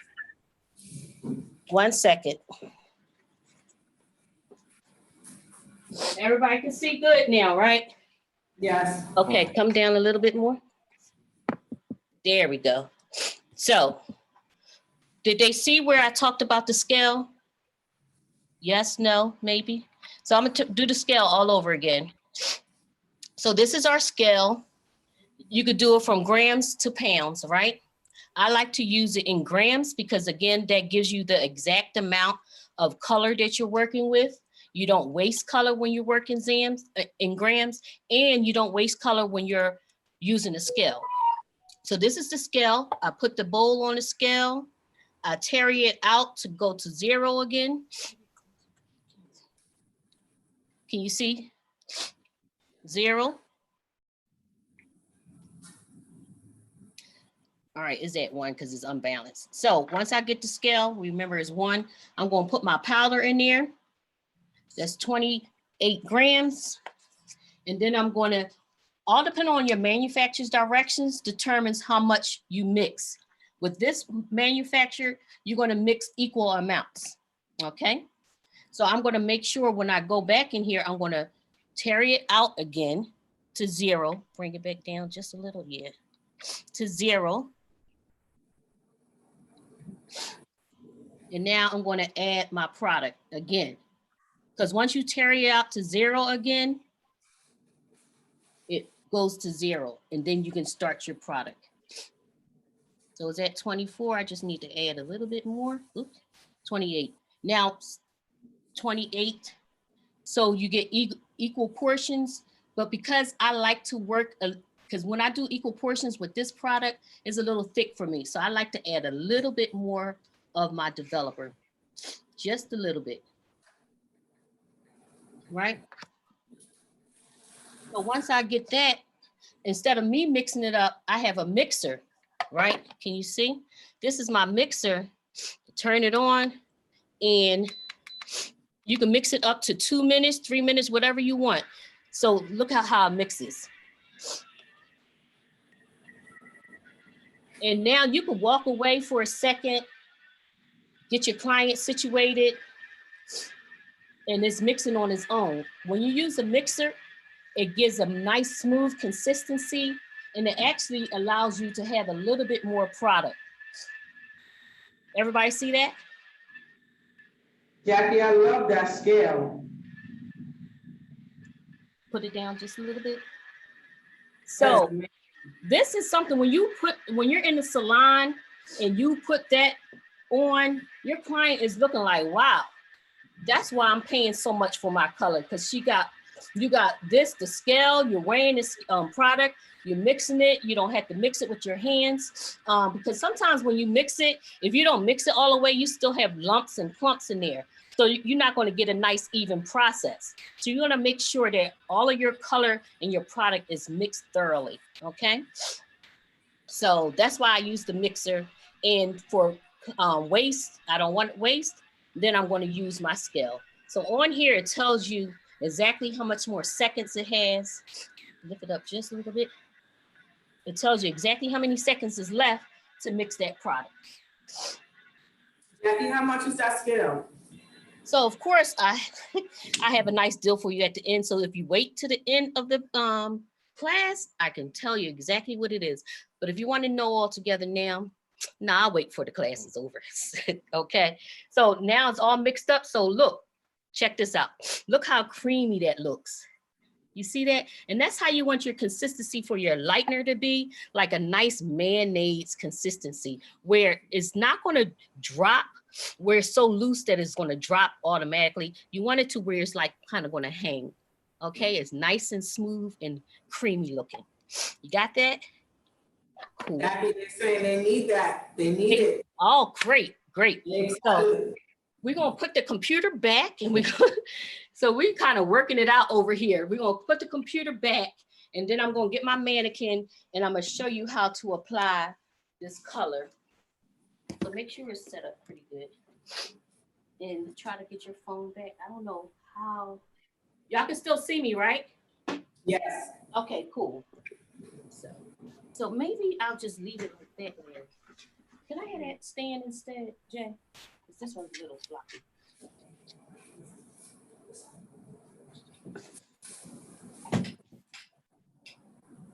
Thank you. We're working it out over here, okay? Y'all So, do a great job. so, matter of fact, pass me that other mannequin. Here. So, this is the mannequin. This is how I sectioned my mannequin for this color technique, okay? So, we have 1, 2, wait a minute. 1, 2, 3, 4, 5, 6, 7, 8, 9, 10, 11, 12. 13 sections on this mannequin, okay? 13 sections. And as you can see, I'm gonna let you see. You have one I have right at the occipital bone. So, because I want my color right on the bottom to be a little bit more heavier, okay? So that's why I have it right at the occipital bone. So all that hair that's gonna lay down here is gonna be one color. And then I did a horseshoe shaping. Can y'all see that? Let me see.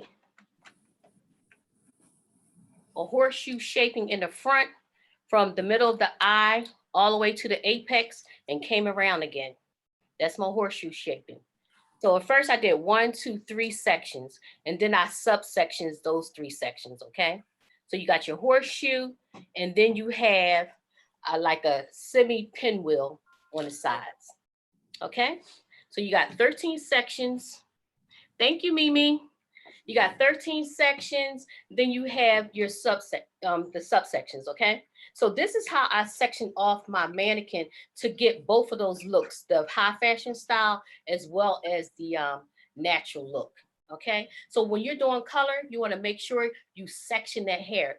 When you section the hair, you have better control. You know exactly what you're doing, where you're gonna place your product at, okay? So when you're doing color, don't just go in and start just doing stuff. Section it off. You have so much more control with your product and what you're doing, okay? Got that? Any questions so far? Jay, can you check on What you call it? I don't see any questions so far. So I'm just going to do really her front piece, just so you can see what I use, how I apply the lightener. Someone You see any question? Where is it? use the 6-minute processor. The 6-minute processor? Yeah, did you use it? When they say that, so on YouTube, they have a question, did I use the 6-minute processor? You're talking about the steamer or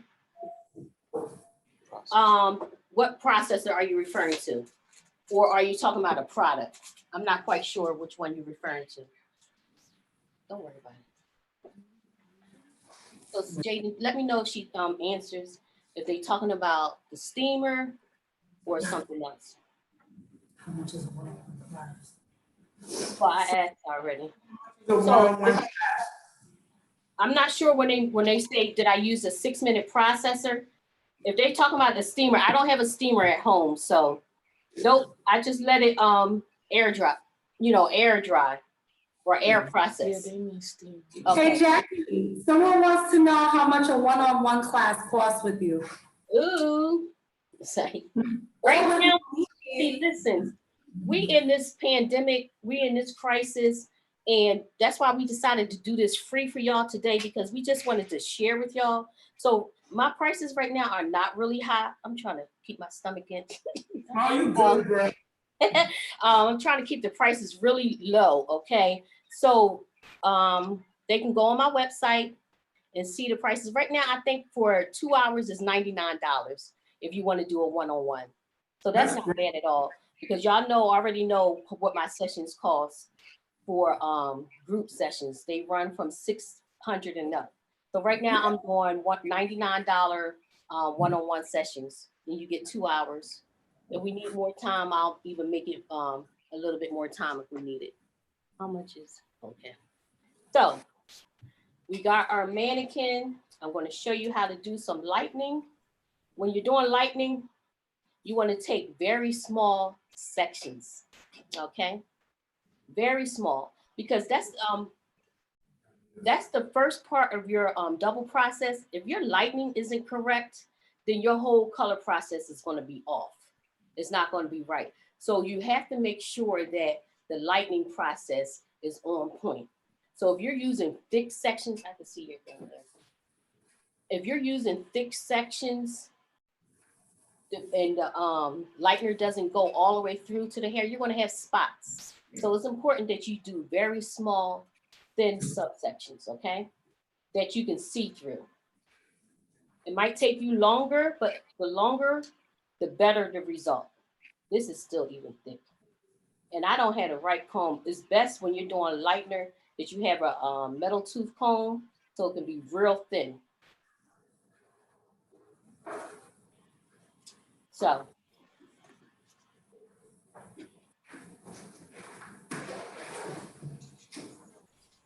I got my lightener, I got my comb. Jaden, can you come bring some foils? Bring some foils. Right here. So I got my foils. You have thin, you can have the wide foils or you can have thin foils. This is your choice, what you want. All depending on what you're working with and what size sections you're working with. I can still see everything you're doing. It is.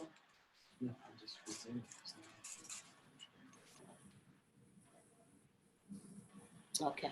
So you have the shiny side of your foil. Well, this is the shiny side, right? And then you have the dull side. The dull side is the conductor that holds the heat. So you want to make sure when you do your foils that you make sure that your dull side is where your color is, okay? So I'm going to get my foil. So when I place my foil on the hair, can y'all see real good?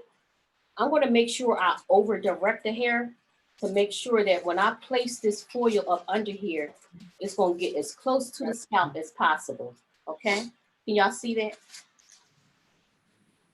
So I'm over directing the hair, and then I'm going to place my foil, come down, slide. Where's my brush? Pass it to me, please. There you go. Slide. So with her, I left her roots. So most color these days, you're not going all the way to the roots because you get a line of demarcation, it grows out, and they want to have to get retouched often. So you can do the retouch. If your client wants to come in and get a retouch every 4 to 6 weeks, then you do permanent color all the way to the root. If you have a client and you did your consultation and they said that they want, you let them know what the maintenance is, and if they don't want to come back every 4 to 6 weeks, or they don't want to make that commitment of getting color all the time, then you can leave some of her roots out, okay? We got our color. Let it go, and then you apply it right to her hair. You want to work it inside, so you're going to make sure that each strand gets covered. That's why it's important to do really thin slicing, so you can make sure each strand is covered. Once you get it on, leave it alone. Because with lighter, Question. mhm. Can we tease out the root to make it a more flawless blend between the natural color and the highlights? So good question. So if you're not good, so look at this. You see how it's a hard line of demarcation? You don't want that, okay? When you're applying it, if you don't want a hard line of demarcation, you can either diffuse the hair, which is teasing it, or you can go in, do your color, and feather up top, like I'm doing here, where you're breaking up that hard line. You see that? So if you're good, if you know you're good and you're not going to give any hard lines, then you can go ahead and do that and just feather up. I'm going to show you next how you can diffuse it next and take a better way out. So here I can either fold it over or I can sandwich it. But the key to lightening is that you want to suffocate the lightening process. That's how you get a good lightening. Okay, and then I'm going to fold these over, fold that over. So my next one. Somebody has a question, Jackie. I forgot my gloves. Is that the question? No, Oh, They asked, what if you don't have cheese developer and powder? What can you use at home? They said they're new to this, so they want to know what they can use at home. if you're saying if you have a mixture of products, or if you was going to the store to get products, which one? If they don't have the cheese developer and powder, is there something else you recommend that they can use at home? See, at home, you have to get that from Cosmoprof or your local supply store that carries cheap products. So if you're a professional, you can go to your Cosmoprof, Salon Central and things like that. If you're not a professional, if you're going to the hair supply store, you can get the L'Oreal blue lights. That's pretty good for non-professional. You can get the blue lights from L'Oreal that's in this beauty supply store. Did I answer your question for that one? I think she said yes. She said, yes, please. Okay, cool.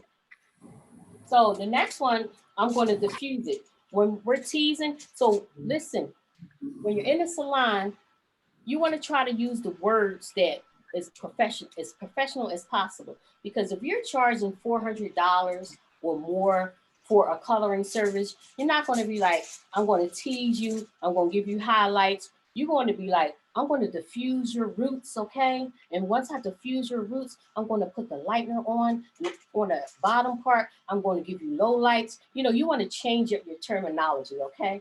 So make sure you do that. So to diffuse it or tease it, we're going to tease the roots first. The more you tease, the less coverage you have, and the more negative space you're going to have at the roots, okay? The less you tease, the more coverage you're going to have for your color. So you make the decision on how much you want to tease or how much you want to diffuse, okay? So I'm gonna do that again for you. Can y'all see? So I'm going to diffuse it. Probably just one, with this one push is fine. One push. Get my foil, making sure that the dull side is facing you and the shiny side is out. Over direct the hair, push it up there, pull it down, slide, apply your color. And I played it right there where I teased it at. And then I'm going to diffuse right up in that tease. Can everybody see that? Yes. So now, because I diffused it, I don't have a hard line, and it's going to be a softer flow going to the rest of the hair. So if you want to sandwich it,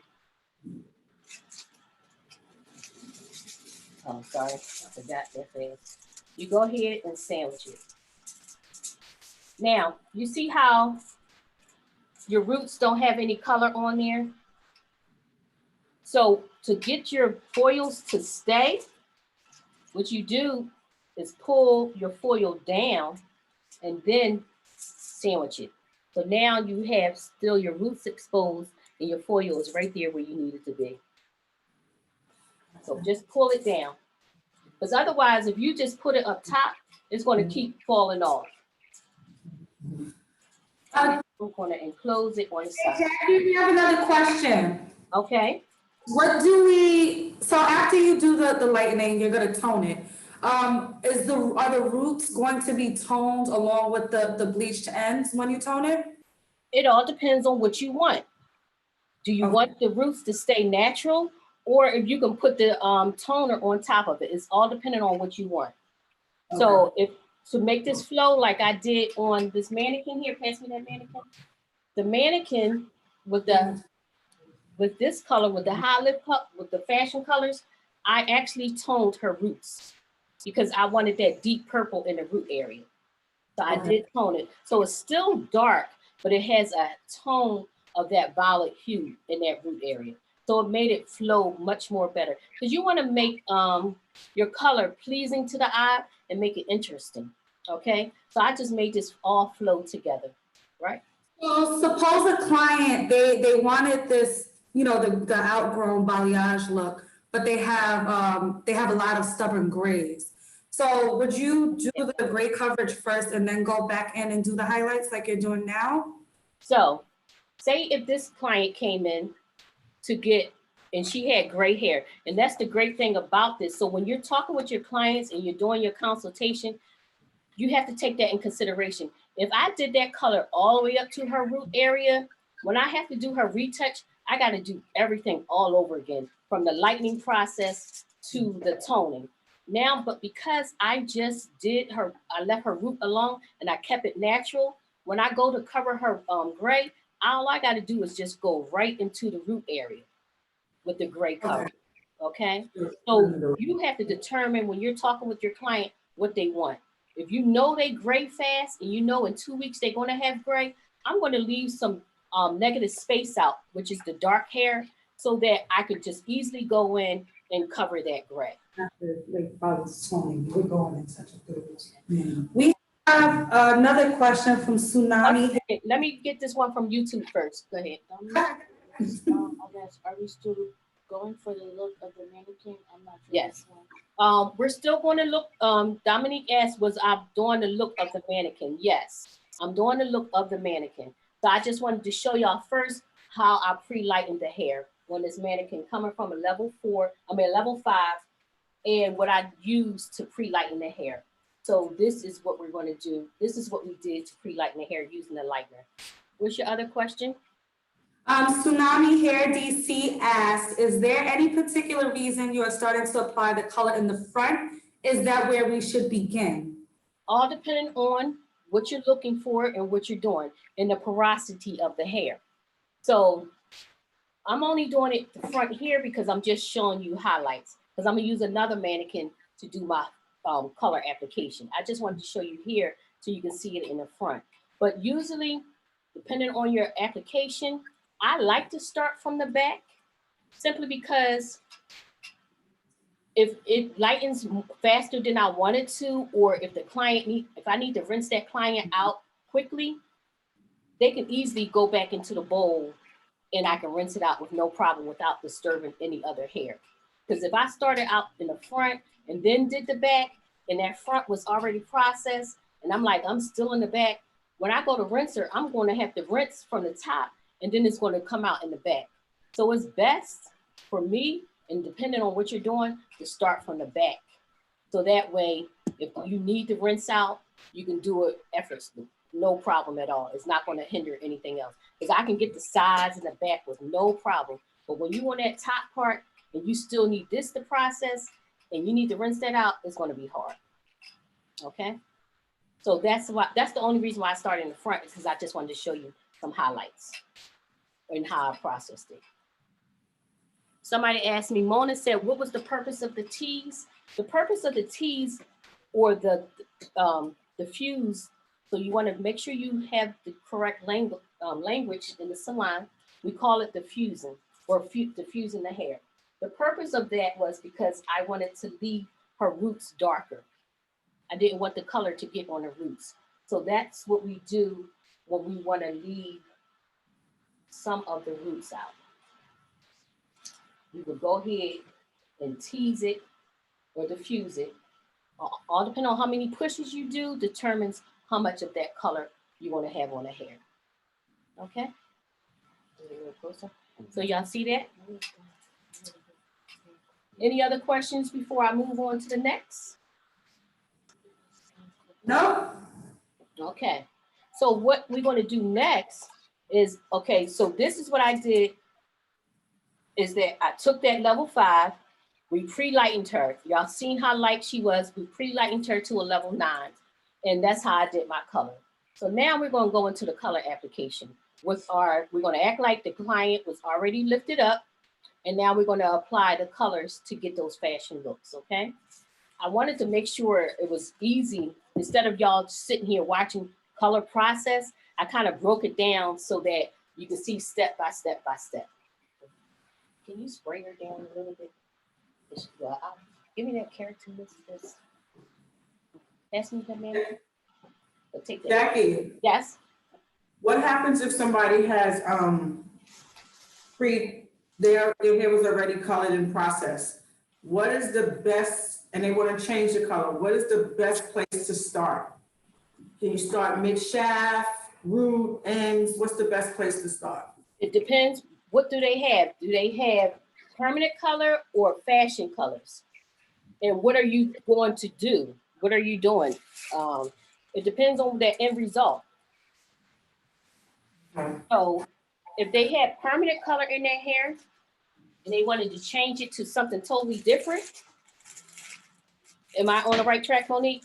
Yeah, they're gonna change it to something different, yes. So if they had permanent color on their hair and they wanted to change to something different, if they were trying to go lighter, then we know we need to remove that color off of the hair. So we need to lighten it first with the remover, or use a color remover. They have color removers out there for permanent colored hair. Or you can use a lightener to remove that color. And then you have a fresh canvas, and then you get that color off the hair, and then you start your color application. Now, if it had all those fashion colors that's on a mannequin, you're gonna have to use a color remover for a deposit only color. They have 2 different removers. They have one for permanent hair color, and then one for your high fashion deposit only colors.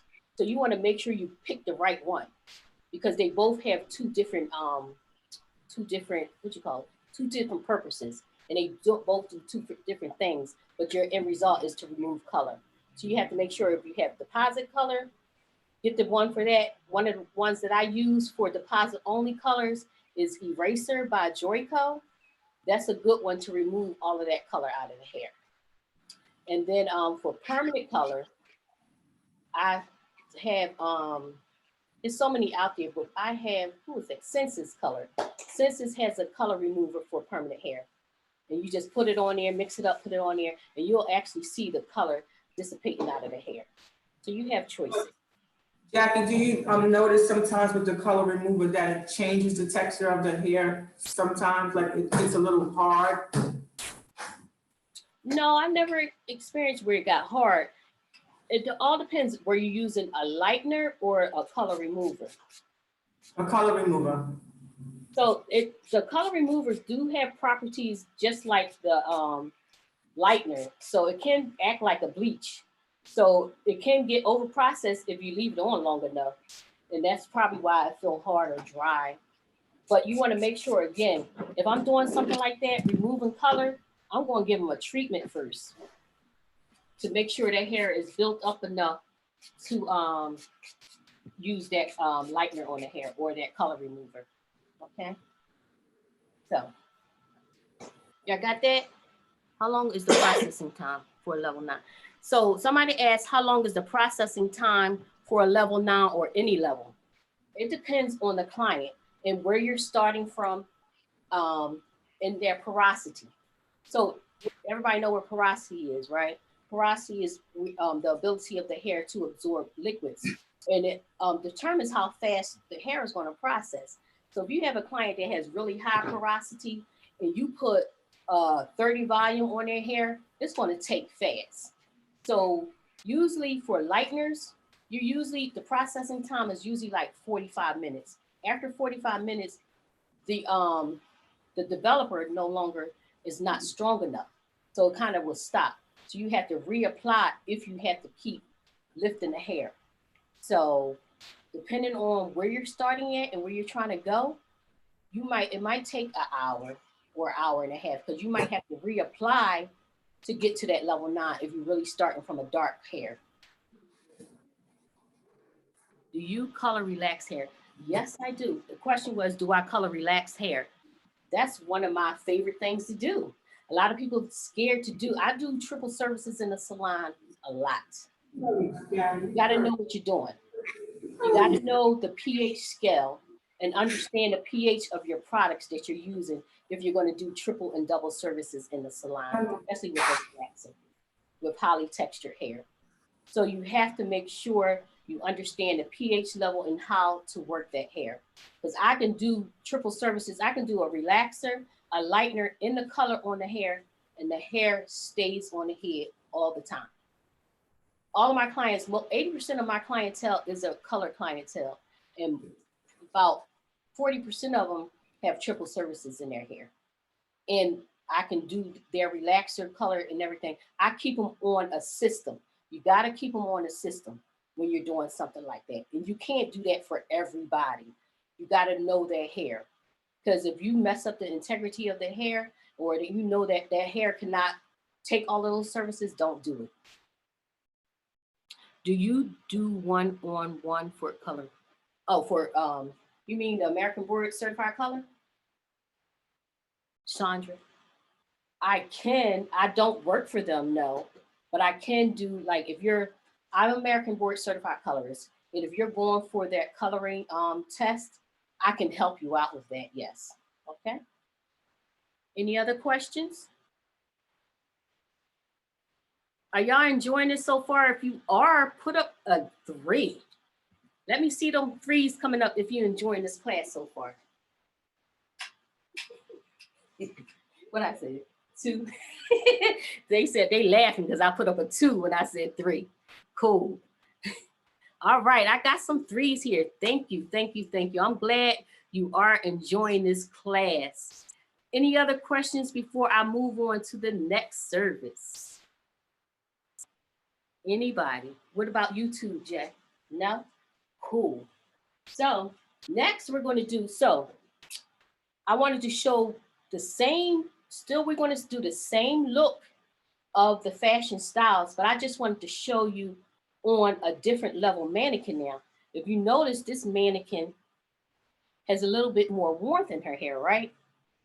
So she's at a level 8. So it's important to know when you're working, when you're lifting the hair up, where you need to lift that hair up. in what you're using. So say if I lifted her, you see she's red, right? Say I lifted her all the way to a level 10 and I want to deposit red on there. The red is not going to stay simply because it was lifted out of its level where the red sits at. So when you're doing double processing with fashion shades, make sure you kind of stay in the level where the red undertone sits at so it can last longer. A lot of times when you take it too high and your client is saying, my color didn't last long, in 2 weeks times you need to refresh that color, it's because you took it up too high. So try to stay in levels 5, 6, 7, 8 if you're working with warmer or red shades. So I wanted to show you today because she was warmer. So now I'm going to give her shades that kind of live in that warm family, so it's going to last much longer. Okay? Y'all got that? So it's important, you need to know where you're going before you even start. Because a lot of times people just lift up the hair and they don't even know what they're going to do. And they take it all the way up to a level 10. And then next thing you know, they're putting like a cherry coke on them. The cherry coke, you could have just took them up to a level 6 or 7, and that cherry coke would stay in there. It would look so much better and it will look much richer. Okay. Also, why I use the blues and the greens on that level 9 is because it was in that yellow, almost pale state. If I did the blues and the greens on like a level 7, level 8, sometimes it can mute it out if your color is not heavy enough. Because why? You got to go back to the primary colors. You have 3 primary colors, red, blue, and yellow, right? Red, blue, and yellow makes all other colors. So when you're doing corrective color, you're always saying what's the missing primary color to correct that color. So since her hair is orange, you see that? And if I put blue on this, what you think is going to happen? Can anybody put it in the chat? What will happen if I put blue on this and it was orange? Anybody? Anybody say anything? Anybody have the answer? Right. Thank you, Tsunami. Monique. It's going to mute it out. It's going to turn it brown. And you might say to yourself, I put that blue on there. And why is it looking muddy? Why is it looking brown? Because you just canceled out each other. Gorgeous concepts. Yep. Blue cancels out orange. So you got to be careful with that. That's why I decided to do those cooler colors on that level 9, because it was void of orange. Okay, now because this has orange in it, I'm going to kind of stay in that warmer family that will hold the color so much better. Y'all got that? So just be cognizant of when you're lifting hair, what the client is looking for. You don't want to do them too high or too low. So you got to make sure you know where you want that color to stay. So anyway, everybody getting it? So this client, I decided to do some warmer colors. So we're going to do red, yellow, orange, and pink. I'm going to do those colors. And I'm going to do those colors because they're all in the same family, so it looks pleasing to the eye. You can do opposite colors, but you want to make sure when you're doing colors together, let's show them what it looks like over here first. When you're doing colors together, like we're going to blend and melt these colors together. So if I decided to put green next to this red, what do you think is going to happen? When they meet each other, it's going to cancel out each other. So it's going to have a funky looking brown right here where we meet. So you want to be careful with that. Because why? Because you always say again, what's the missing front? When you're doing a corrective color, the easiest thing to remember, say if the hair is, somebody said came in and their hair was carrot orange. And they're like, I don't want this orange looking color. It needs to be toned down. To tone it down, because orange is made up of red and yellow, the missing primary color is what? Blue.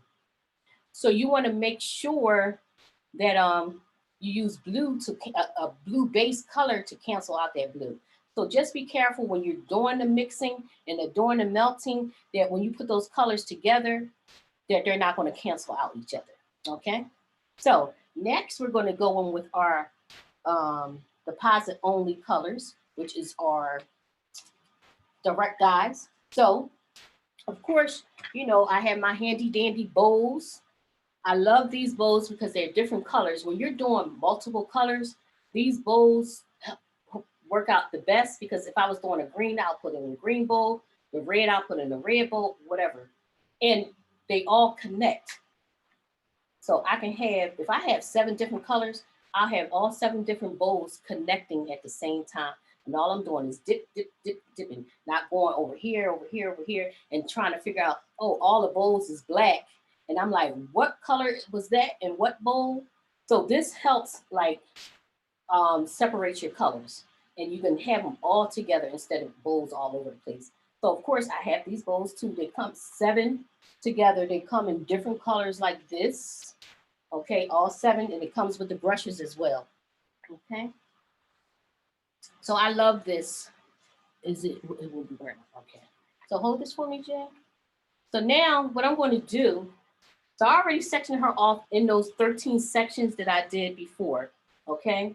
So you'll see back here, we have 1, and then all the sections here in the pinwheel, and then you have your horseshoe shape right here. Okay. So I already did my base color.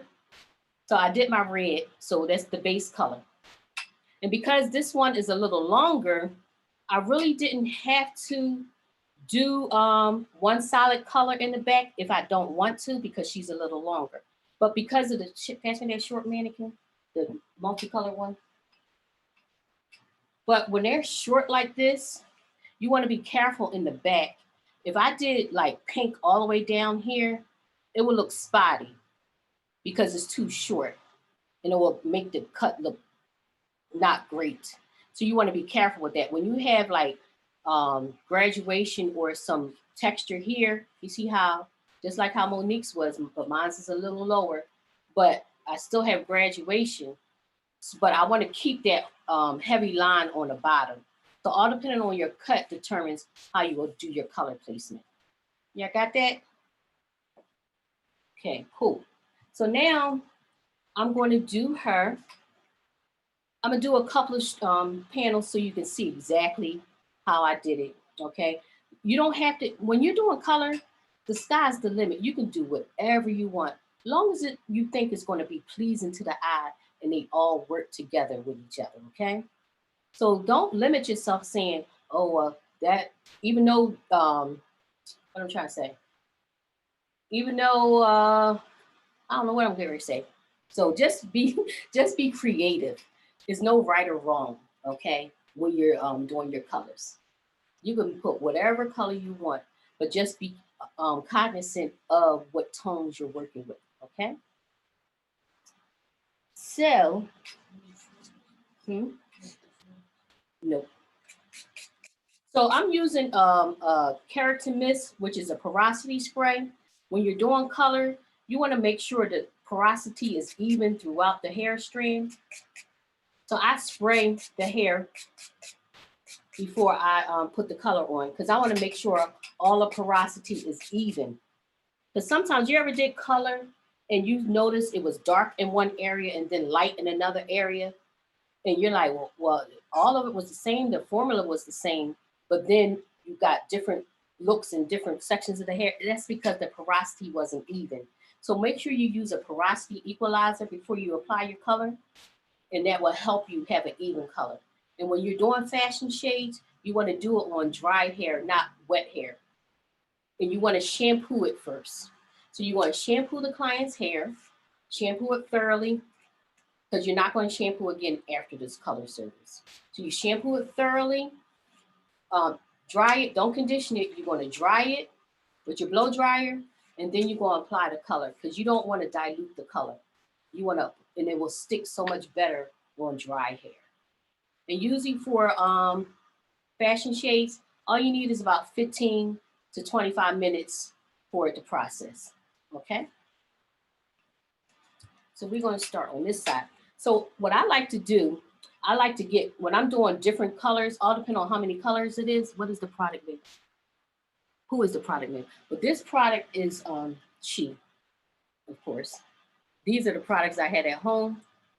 So this is the product I use. Even when I'm doing regular blow drying curls, I'm using this keratin mist because it helps, it detangles the hair, it evens out the porosity, and it's keratin in here. So it's gonna give it strength as well.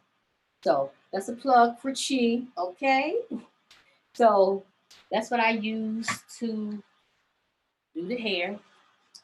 So when I'm doing multiple colors, I like to take each one at a time. So I do my base color, and then whatever the second color I'm going to do that next. And then I'm going to do that on each section before I move on to my next color. When you're doing direct dye colors, you want to make sure you thoroughly saturate that hair, because wherever you don't put it, it's not like color where ammonia color, where it's going to swell the cuticles. It's not going to do that. So you want to make sure you saturate very well when you're working with deposit only colors, okay? So the one I'm going to do next, what I'm going to do, I'll do the pink. Yeah, so what the colors I'm going to use is pink, orange, yellow, and I already got red in the hair. Yeah, that's orange. So I'm going to do my pink. So it all depends on where you want it to stop at. So you want to saturate it very well. You see how easy it go on? So I'm going to stop right there because my next color, I'm going to get as close to that first color as possible, right? Making sure I saturate really well. So what I do with this, we're going to melt them together. Instead of me stopping right now to melt them together, I'm going to keep going around in a circle. Okay. What time did we start? Okay, cool. Matter of fact, I'm going to blend it right now. So always have a towel. Can you pass me a towel? I forgot that towel. A dark one. When I'm working with direct dye colors, I like to use a dark towel so I don't mess up the towels in the salon. So when you have two together, you're going to take your finger and melt them together. Y'all see that? Take your finger right where you stopped at, and you're going to blend them together, melt it together. And that's how you won't have any hard lines. So it will go from the red, it'll blend down to the pink, and then on the bottom, we're going to have our yellow. I just made a mess. So I'm going to use what I have left on my hand to work it in. Any questions? You say you won't have the shampoo in the hair after the color service, but how do you put the moisture back into the hair? So after I apply the color, thank you. After I apply the color, I'm gonna let it process. When I rinse this out, I'm using cold water to rinse out. When I say cold water, I'm using cold water, not warm, because you want to do all three of these colors. And if you use warm water to rinse it out, you might end up blending all of your colors together. So cold water will close that cuticle down, lock that color in the hair. After you use the cold water, then you're gonna use conditioner, and that's gonna put the moisture back into the hair. So you condition after you color it, okay? You got that? So that's that color. So I'm gonna move around. You have your towel, so when you move around, you don't put color on to the next section.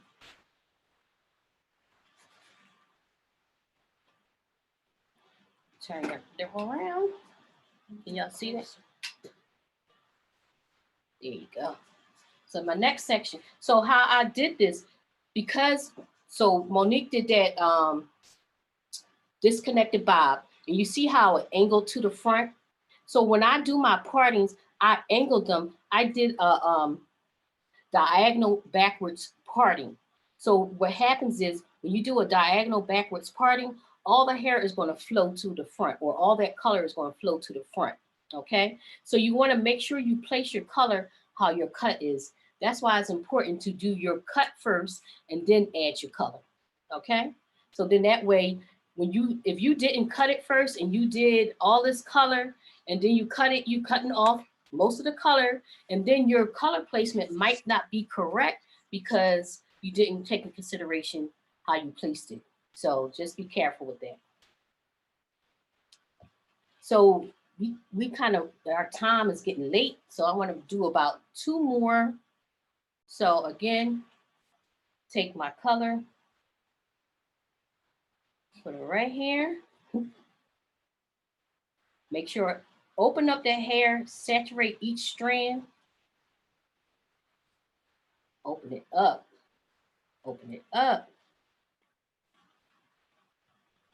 right? Then I'm gonna take my fingers right here, can y'all see?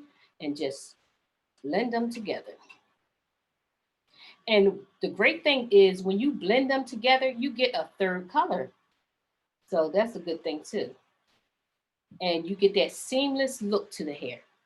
You can't see where one stopped or the other started. That's the good thing. So I'm gonna show you how to add the yellow.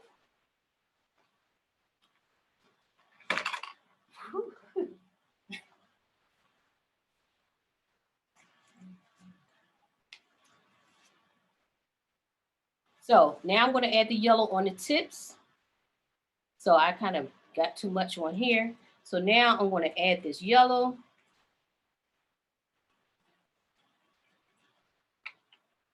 Blend that in, bam. Do the same thing on this one. How y'all doing? Any questions? Are y'all enjoying it? You're not boring, you guys, are you? How's YouTube coming along?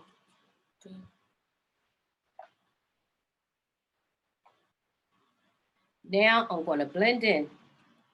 Don't drag your fingers too hard because if you drag them too far, it's gonna that pink is gonna go into that color too far. So you want to just stay right there where you're at. Jackie, everybody's loving it. Good. Thank you. I'm sorry, did you answer the question in regards to, someone asked about shampooing the hair? Yes. And after the color service, how do you put moisture back? Yeah, we put the moisture back with conditioner after we rinse out the color with cold water, not hot, cold, because you don't want to mix these colors together, okay? If you use hot water, you're gonna be pissed. You're gonna be mad. You did all this work and now they all blended together. So that's what it looks like. Now, what I did with the other ones, I added a 4th color just to give it some texture right up on top. So in this apex area, right up here in the horseshoe, this last little section, if you want to get funky with it, if you want something different, when the hair moves, you just see different looks to the hair. This is where you add your 4th color. And it don't have to, that 4th color can just be 2 panels up here. It don't have to be a lot, but it just gives you a nice little variation. They're like, oh, is her hair orange? Is it pink? What is it? So up here, I'm gonna add my orange. And I'm just gonna do one solid. I'm not even going to do multiple colors. It's just gonna be the red and the orange.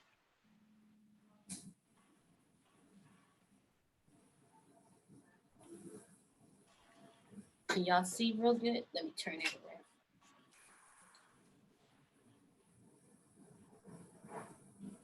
There we go. That nice orange.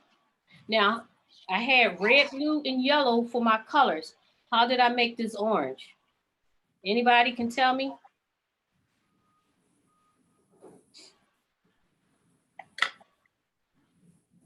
Now we're gonna blend in.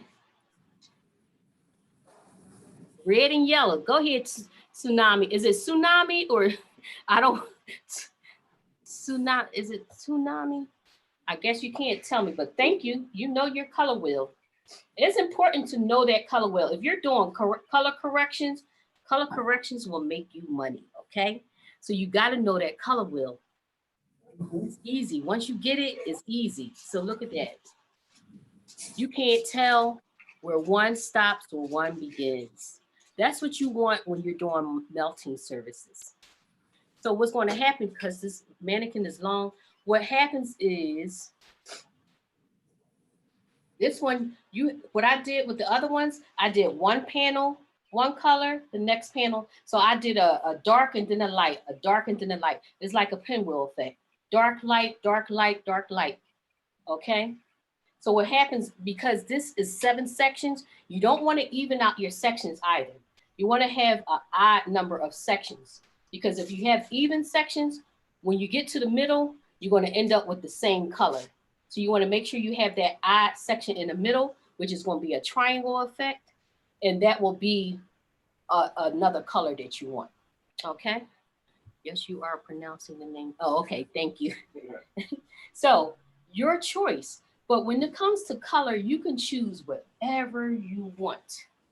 Whatever you want. As you can see, you can have the same sections in the head, but you can do multiple services. As you saw, I can do fashion color on one. I can do a natural color, which is permanent color on the other. Same sectioning, but different results because of how it looks. But they all look the same because it's sectioned the same way. I just use different colors. So if you have that client that don't want that fashion look, you just go ahead with your permanent colors and just use colors that work with each other. Okay? So any questions? So I just want to, I'm not going to do this whole head because we'll be here until 7 o'clock. So I don't want to hold y'all up all day, but this is ways you can get multiple looks with color. Any questions about that? Anybody? Monique, you want to add anything? Paula, you want to add anything to that? No, this was fabulous. Yeah, you did a great job. Thank you. A great job. So what's going to happen, right? Participants, I need your help. We need your help, rather. So I'm getting ready to push out a poll, right? I'm going to push out a poll. I just want y'all to answer these questions real quick, okay? If y'all can do that, take a minute to answer those questions. Can you pass me some water? Y'all see the poll up there? Oh, I'm sorry, YouTube. YouTube can't do it. Do y'all see the poll, folks?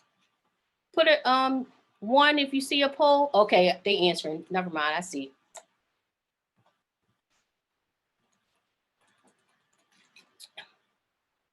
I'm gonna give you a minute to answer these questions.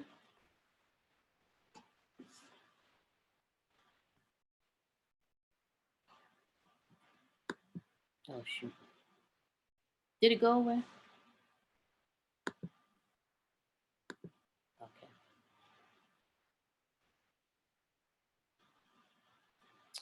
All right. Everybody, okay. Minute almost up. Everybody got their polls in. Cool. Everybody still working? All right, I'm gonna end the poll in like 2, 3, 1, end. Share results. Oh, I said, I'm all backwards. I'm all back. I said 2, 3, 1. My family keeps me on my toes. Okay, so what would you like to learn next? We got 60% more coloring techniques. 53% said more cutting. More color theory is 53%. Cutting theory, 33%. Corrective color, 80%. Shortcuts, 47%. All right. So that we see. So of course, Monique and I have something for you. Let me just share the screen real quick. She can come out. Okay.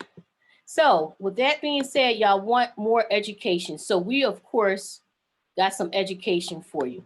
So of course, Monique did her hair cutting, her demo. If you're looking to do more cutting with Monique, she has a class scheduled for May the 18th at 1 p.m. for the low price of $69.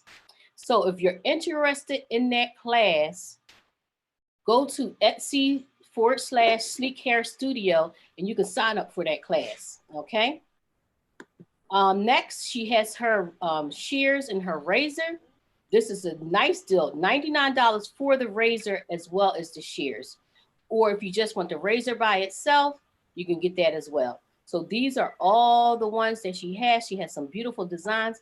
I have a pair of her shears and razors. I love them. That is what I use to cut the hair with, my hair with. So that's a great deal, $99 for both. So if you want to jump on that, jump on that. Again, at Etsy /Sleek Hair Design. Paula, can you put her thing in the chat box too, please? Next, then she has, can you put her website into the chat? Yes. Okay. So then, of course, she has her own product line that she used on her mannequin, all sleek. If you want that hair to look sleek and shiny and everything. Monique, if you want to talk more about your product, you can, if you want. When you switch over, can you see me? I can, oh, I can't see you. Wait, Oh, no, you're not, let me see. Where you at? you Okay, got it. Okay. you there? So with this deal that I put together, I just quickly curled the bob and I use all my finishing products. I use a little bit of spritz. It's a flexible hold. It's a light hold, just to help with some control and some volume in here. Move the camera over a little bit. Can you see me? Oh, you showing the mannequin or just your products? The product and the mannequin, because Okay. Move, yeah, there you go. Okay. Mm-hmm. So I went in and I used, this is the finishing deal. I used all my finishing products in my line. So I used the spritz, I used the silk, I used the glass for a little bit of shine, a little bit of oil, a little bit of the Revive, the oil, just because I colored her hair, so I need to go in and put some moisturizer, some moisture into the hair, so I used the oil. I didn't use edge control because it, it wasn't needed for this particular style, but these are all the products that are in that deal. You have to go and get it. It's my products are amazing. Yeah. And this is the finished look for my little model here. All right, that's nice. Let me take it off so you can see the movement and how it's just gonna go back together again. So that's a great cut. When you don't have to style the hair and your cut still looks great, that's a great cut. That's what you want to be doing in the salon. See, you wanna be walking out the salon like. Right. Whipping that hair, right? Okay. Yeah.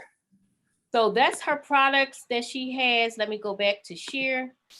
So you can get 5 different products, which is the wrapping foam, the healing oil, hair polish spray, flex spray, and the edge control for $59 plus shipping and handling. Excellent deal. So that's for Monique. Again, go to her website at sleekhairstudio.com and you can get all of that stuff. So if you're interested in her class, please sign up for that class because it's limited space. Okay, so you want to make sure you sign up as quick as possible. Next, for me, I have my hair colorist toolkit. Okay, this hair colorist toolkit includes my hair color simplified ebook, also how to avoid hair color disasters ebook, how to become a better hair colorist ebook, and some printable downloads that you can use that has like the color wheel, it has the formulation grid, has all of those things in there, as well as a how-to video to how to use all of those products that's in that hair colorist toolkit.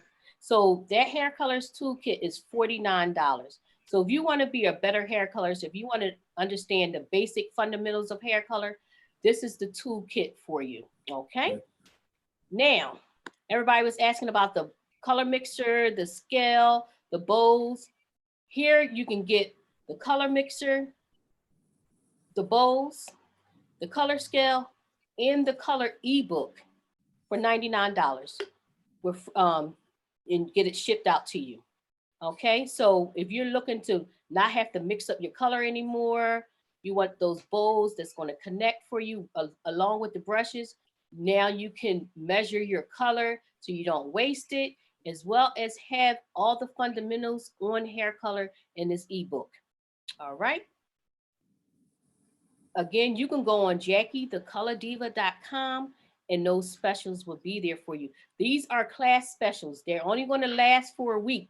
If you don't get them in a week, then they're going to go away. It's just for the people within our class today. Okay. Next, of course, if you're interested in learning more about color, you want to be more confident with your color, I am having a group session on May the 11th at 3 p.m. for $69. Okay, YouTube people, what you need to do is go on to the JackieTheColorDiva.com and you can also get those same deals, okay? The same deals on YouTube. You can go to our websites and you can click. So if anybody is interested in the coloring class, the first 10 people that sign up, did y'all like my shirt that I had on today? My hair colorist shirt. Let's see. Here I am. Let me go back to me. Y'all like my hair colorist shirt? You want to let people know you're your hair colorist. So if the first 10 people that sign up for my color class will get a free hair colorist shirt along with that. So it's only for the first 10, okay? So make sure you jump on that if you're interested. It will be a webinar just like this, but you will get a chance to speak as well to get all your questions answered the best of my ability at that time, okay? So let me go back. Did anybody have any other questions? Let me see. Could you send a replay of the class to email? Okay. It's going to be a couple of days before the replay is out, but I can do that. All your social media handles, please follow us on social media. Okay. I am Jackie the Color Diva on Instagram. Monique, what are you on Instagram? Wait a minute. Let me unmute you. Go ahead. Okay, I am Sleek Hair Studio on Instagram, Sleek Hair Studio on Facebook. My website is sleekhairstudio.com. My Etsy page is Etsy at Sleek Hair Studio. So you could just follow me, just type in Sleek Hair Studio and I'll just come up in Google. Yep. And make sure if you wasn't watching on YouTube, please subscribe on YouTube. Monique will have her YouTube channel up as well. Subscribe to us. I'm going to be starting to do more color things on YouTube as well. So make sure you subscribe. What'd you say? I'm on YouTube, Jackie the Color Diva, Instagram, Jackie the Color Diva. My website is JackieTheColorDiva.com. Sounds good? Any other questions? So if not, that is the end of our webinar. I'm going to tell y'all I had the best time ever. What about you, Monique? I had a great time. I had a great time. Anytime that we could just teach each other, that's amazing. You know, that's priceless. Because a lot of people yes. share their knowledge. Oh, you missed the first half of Monique's session. So it's going to give me a minute. Tsunami, if you send me your email response, well, how about this? After this class is over, you probably already got a response or an email asking about the class. So make sure you email me that you missed the first half of the class and I'll send you out that recording. But just email me on the response that you get in your email that you're going to get from this class, okay? So everybody should receive an email except for the ones on YouTube because we had too many people register. So if you email JackieTheColorDiva@gmail.com, we can get you that replay out as well, okay?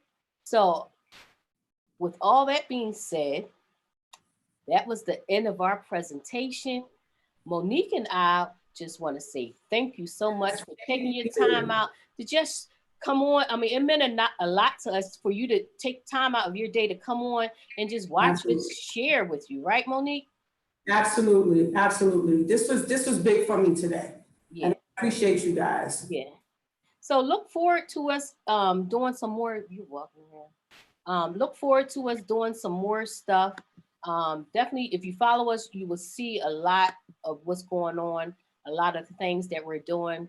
And you reach out to us. If you have any questions, if you want to take the class, please sign up so that we can keep a steady flow of education, especially at this time. Use your time wisely while we're on this COVID-19 situation right now. Take as much classes as you can, take advantage of what's going on, and just sharpen your skills, right? Dana Marie says this was great. It definitely raised her spirits. Shoot, it raised my spirits too. So thank you, thank you, thank you. Yes, thank you so much. So anything else you want to say, Monique? They Just still on here. They looking for some more stuff. They still on here. They like, I ain't leaving. They are not leaving. all you gotta do is follow us, email us, let us know that you joined in with us, and you guys are gonna be first on the list. Anytime we got anything going on, we definitely gonna reach out to you guys first. Y'all got first dibs on everything. This is the beginning. This is the beginning to a great, great, great future. Am I right, Jackie? Yes, you are right. And if you, some couple of people are asking about certain products or just one product. If you just want that one product, still just go on our site. We have products separately as well, but we made it a deal so you can have the best value with the class as well. So do it separately or do the value deal where it's going to be up for a week or a week, and then you can take advantage of that. So what's more Somebody questions? else asked, what do we think about going back into the salon? Right. You want to take that one first, Monique? Because she's in New York where it really hit hard in New Yes. York, like really hard. So go, tell them. I mean, for safety reasons, I'm a little nervous about going back into the salon, but I have clients that have been with me for 25 years plus. So they're family to me. So I miss them. I miss them a lot. So when they say it's safe, I'm just going to do the proper precautions to make sure that I'm safe and my client is safe. And I'm going to just leave it up to God. God got us, and that's all we can do is that God got us. Just pray on it. But I miss my clients. I'm pretty sure you guys do as well. Yeah, I miss my clients too. I mean, and it really, this time, it really allowed you to really sit back, reflect, do a reset, reevaluate the things that you were doing in the salon. If you could make it better, how can you, this time I really figured out how I can make my services better, how I can have more quality service in the salon, even though I was giving quality service, but this really had me reflect on how can I do things better. So when I go in, a couple of things are going to change to make it better, have the clients to have a more better experience in the salon. And it really made me really look at sanitation and safety precautions and how I'm going to really take that effect into the salon to keep myself safe as well as your clients. Because at the whole point of the day, we want to stay safe so that we can go back to our business and keep our business open. And just, I'm more concerned about the people that's been home all this time, 2 months almost. They kind of got used to doing their own hair. That's where my concern is. And are they going to come back to the salon? Come back and get their hair done. They probably come to get their